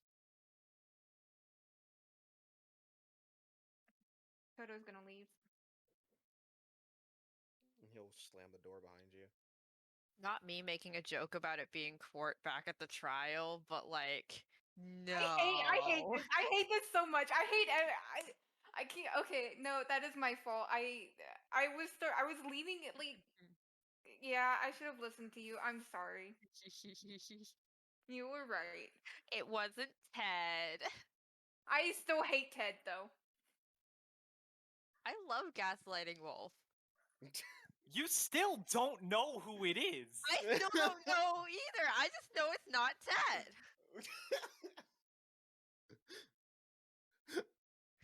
I still hate Ted. I don't care what the rest of you say. I still hate Ted. Where does Toto go after all this? To talk to court, right? Toto's gonna go find Quinn and Julia first. All right. You quickly catch up. You literally you run into Julia because Julia is kind of walking Meek back to the dorm, and so you guys run into each other. Meek just doesn't say anything to you and just keeps going. If you try to say something, she'll just be like, I know, we're idiots," and just keep going. Meek, What? can you apologize to Finn for me? When he She'll calms smile. down, of course. Yeah. Come on, Juno. Yeah. And she's like slugging behind as she's being dragged by Chris. I don't want to talk to Finn. He's gonna yell at you one way or the other. Let's go. She just like gets dragged. What's up? James, can I have a change of plans real quick? Yeah, what's up? I want to just like walk them like all the way back and talk to Finn for a sec. Okay. When you cross the threshold, they'll just be like, "You have permission," just like nonchalantly. You walk in. Yeah. So that someone from Team R just jump from the bush and says, "Ha! He didn't get permission. Point loss." 1 point from. Wait, fuck. We actually don't want this to happen. Wait, Never mind. I retract this statement. We should have been hanging out in woods. Fuck. That'd be funny. Damn it. Why are we just giving them more points?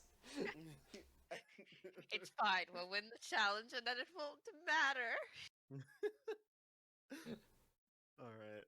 So you walk up to the door and you just get and not even unlock because Meek lives there, so Meek just unlocks the door.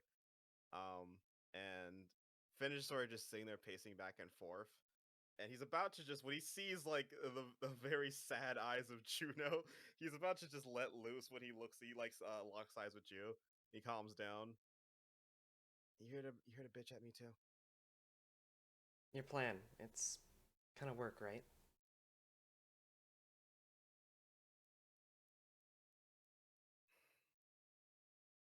He like looks at you.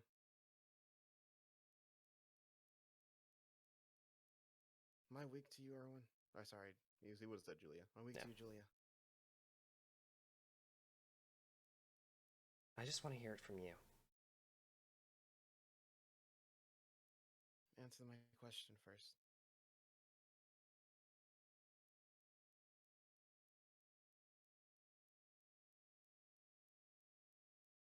Be honest. Am I weak? Do you think I can even do this? I'm here because I do think you can do this.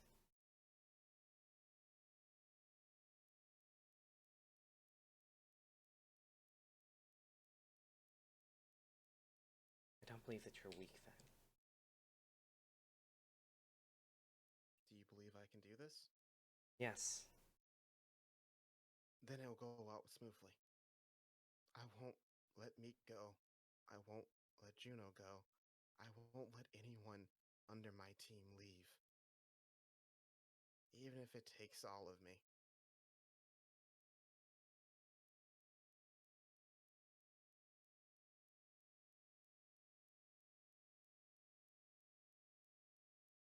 Just believe in me. And don't interfere.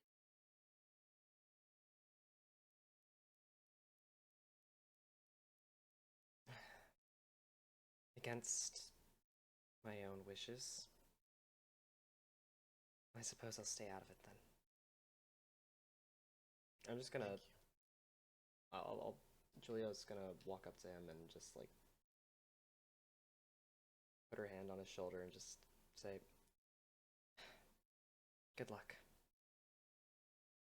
Thanks. And then I'll go back to Team Wood. He'll actually grab your hand before you like retract it. And he'll just it's after a beat. Meek, it's because of her fiance. That's what we think.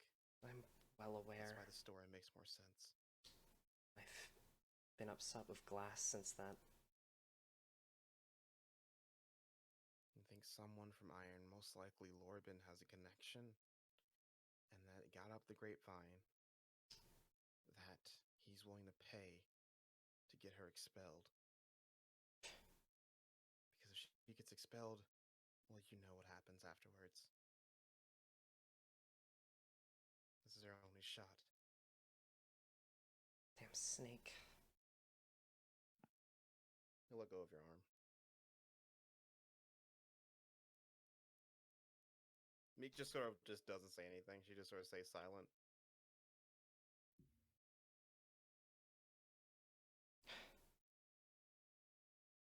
I'll let you plan now. Or talk about whatever you need to talk about. Right. Juno! Hi! Why in all of the gods' names did you? And that's when the door closes. Alright, time to go back and rejoin Team Wood.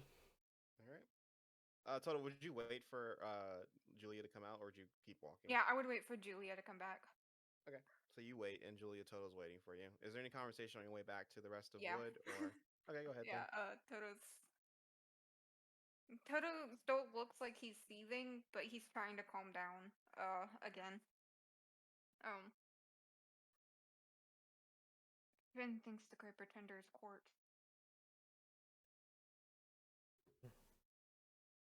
Wait, Wait, Is Toto Quinn just say that? Quinn here? Quinn and Toto haven't been together since they each had a conversation about it. Yeah, no, this is in the hallway leaving. Yeah, Team so Gold. Quinn isn't here. Yeah.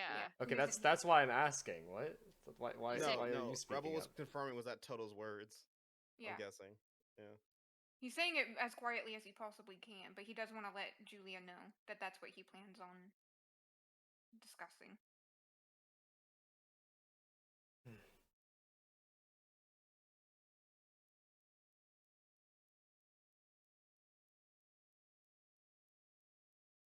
I suppose that might make sense with what we know. Either way, they're closely working together.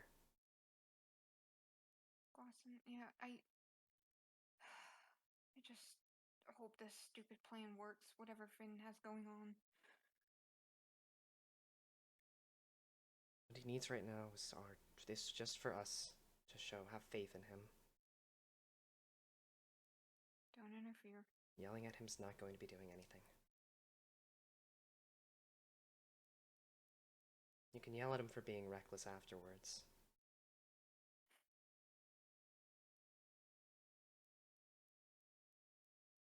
They didn't put anybody on Team Iron on the line. They didn't Just the have to. winner circle. I knew there was something.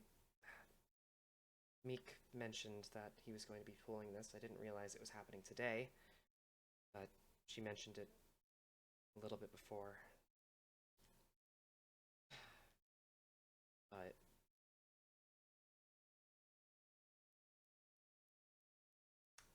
I felt like it was a little imbalanced when I heard it. Because one person's expulsion doesn't necessarily align with breaking a rule if they're not exhibiting anything else. And honestly, Casper more specifically, wanting Juno out, shouldn't surprise anyone.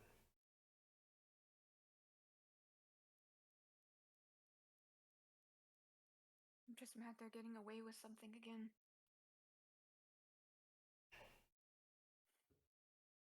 They're trying to get away with something at least.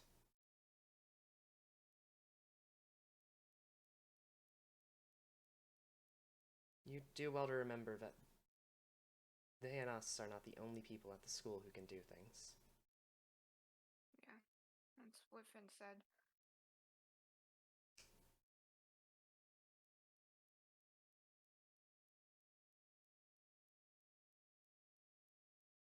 At that point, you guys make it back to your Team Wood. And I'm guessing Quinn is sort of just waiting outside the door for someone to return. Yeah, he's probably there now. Saffron, would you talk to Quinn at all? You would notice that Quinn's a bit unnerved. Did dinner end? I didn't leave the mess hall. Oh, dinner ended. This is like after dinner and everything. Yeah. So would you make your way back, or would you stay? Would you just do your own thing? I mean, I guess I'd go back. Okay, so if you want to be part of this conversation, you will. We'll say you enter around the same time. So if you want to stay and listen, you can.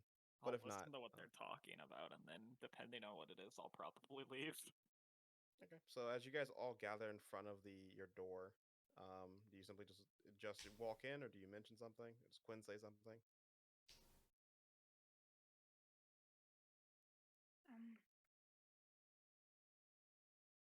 Quinn, there's, I think something kind of important that we need to discuss, but I kind of want to go talk to Barkley real quick. I'll be back in a minute.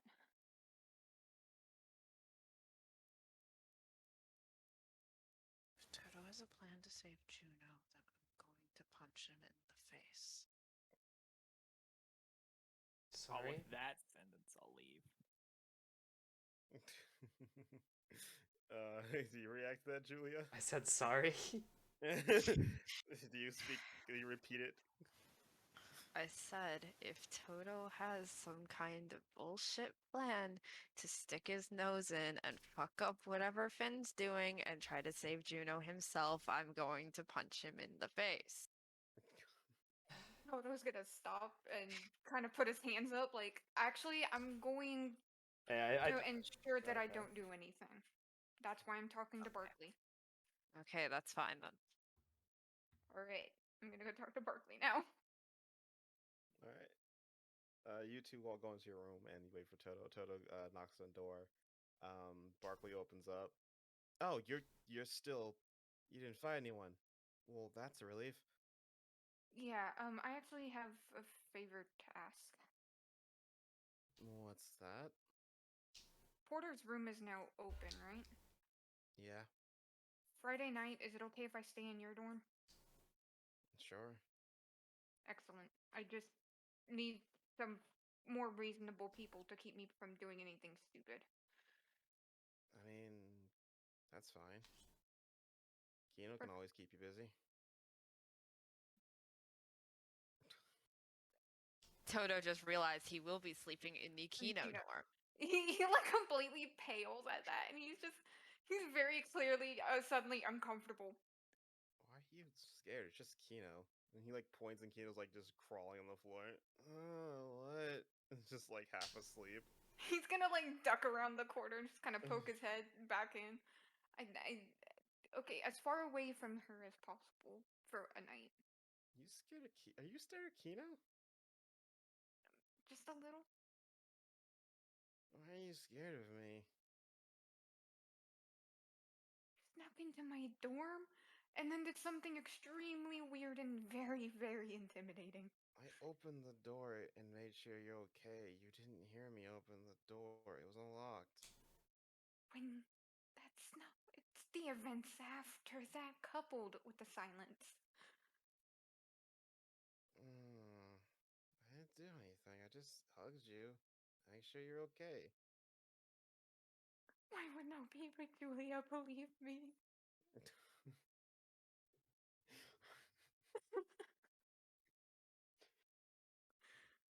And with that, you shrink away from Kino.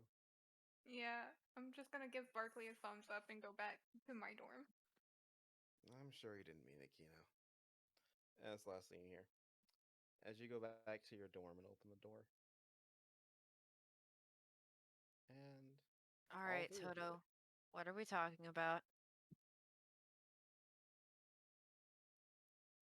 They got their information from courts, and Finn has a pretty strong suspicion he's the Great Pretender.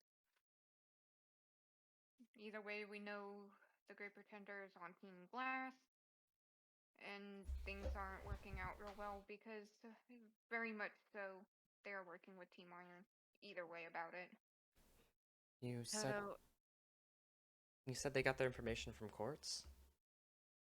That's what Finn said. No, he did not. He said he had information from someone that was very And then he convincing. told me to go talk to court, so I just Yes, kind of I'm was just like, making sure you oh. make that distinction that he did not directly say it was court. Yeah, no, the Toto just kind of connected a couple of dots and was like, oh. Meek said that she wasn't too sure, that Chris wouldn't give away who gave the information. Finn didn't exactly give it to me either. It's more of a couple of things that he said, and I kind of connected the dots from there. But he never directly said anything about it being quartz. Toto, have you ever thought that perhaps the Great Pretender isn't just one person? You keep trying to pin the blame on either Ted or either Quartz or any other person. What if it's not just one person? Easier to try and put the blame and anger on one person than it is to put it on an entire team. I'm not saying it's an entire team. Or even multiple people. I spoke to court the days that I was supposed to speak to Casper, and I didn't even think twice about it. And I spoke to Court apparently while you were getting your shit kicked in by Team Iron, and she was hiding something.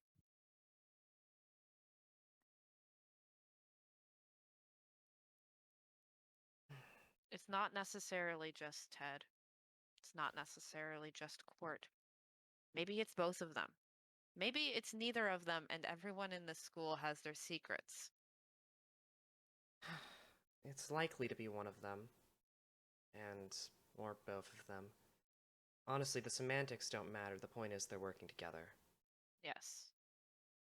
There's something going on there that we have to figure out.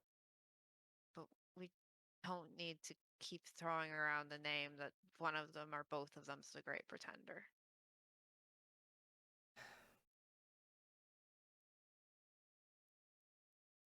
Just think of it as your normal Pathfinder bullshit, sticking your nose into figuring out people's secrets.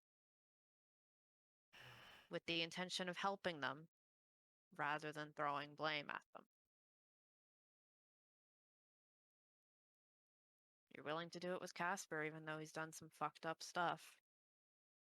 So why not with Cord or Ted?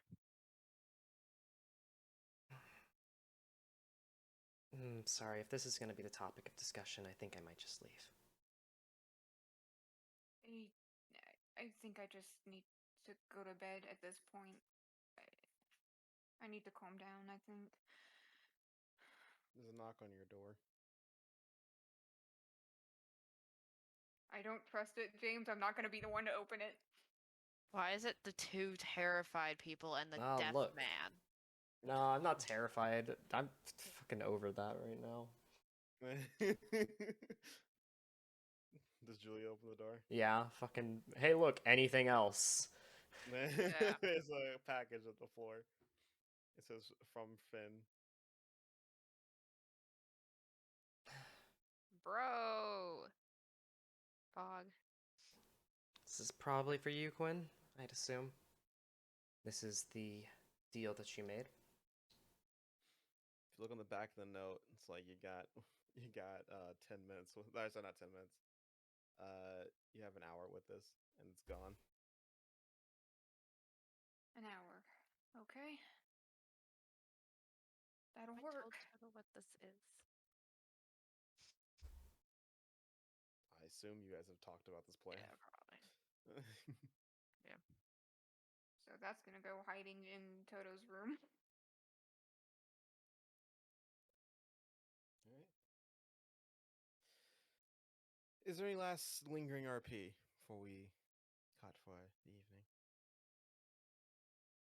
No, Quinn has stuff to talk to Casper about. Nothing here. Toto's just gonna be chilling in his room. No, I already expressed my discontent with Team Glass, so I don't need to express it anymore. What do you mean? Why don't you like Team Glass? Fucking assholes. They do. It's scars. James, can we go back Stars to, is, like, like, the session least 5 on when my I still shit like Team list. Glass? Sorry, what'd you say? What'd you say, Rebel? Can we go back to, like, session 5 when I still really liked Team Glass? And I was like, damn, why isn't Quinn on that team? Do you not still really like Court though? Let's be real here. What about Owen? What about Owen? I do still like Court and Ted. Wasn't it Otis? Oh It yeah, is Otis. Otis. Yeah, because he's named No. after the guy from Sex Education. No, No. from Back at the Barnyard, dumbass. It's Barnyard. Anyways, we're going to go ahead and with that braids of insults from Rebel, we're going to the camera cuts with Julia just very upset, probably from this entire night, closing the door.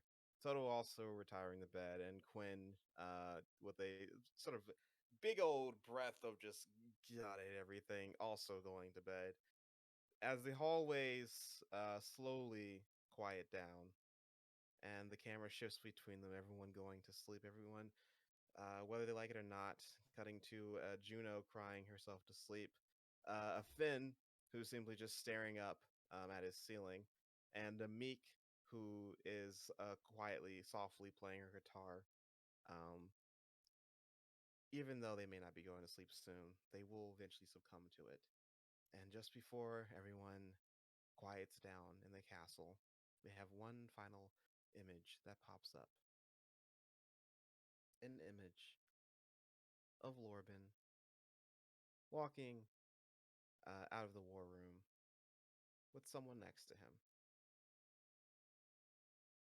Yes, I do believe it will end swimmingly. The marks that we'll see here are amazing.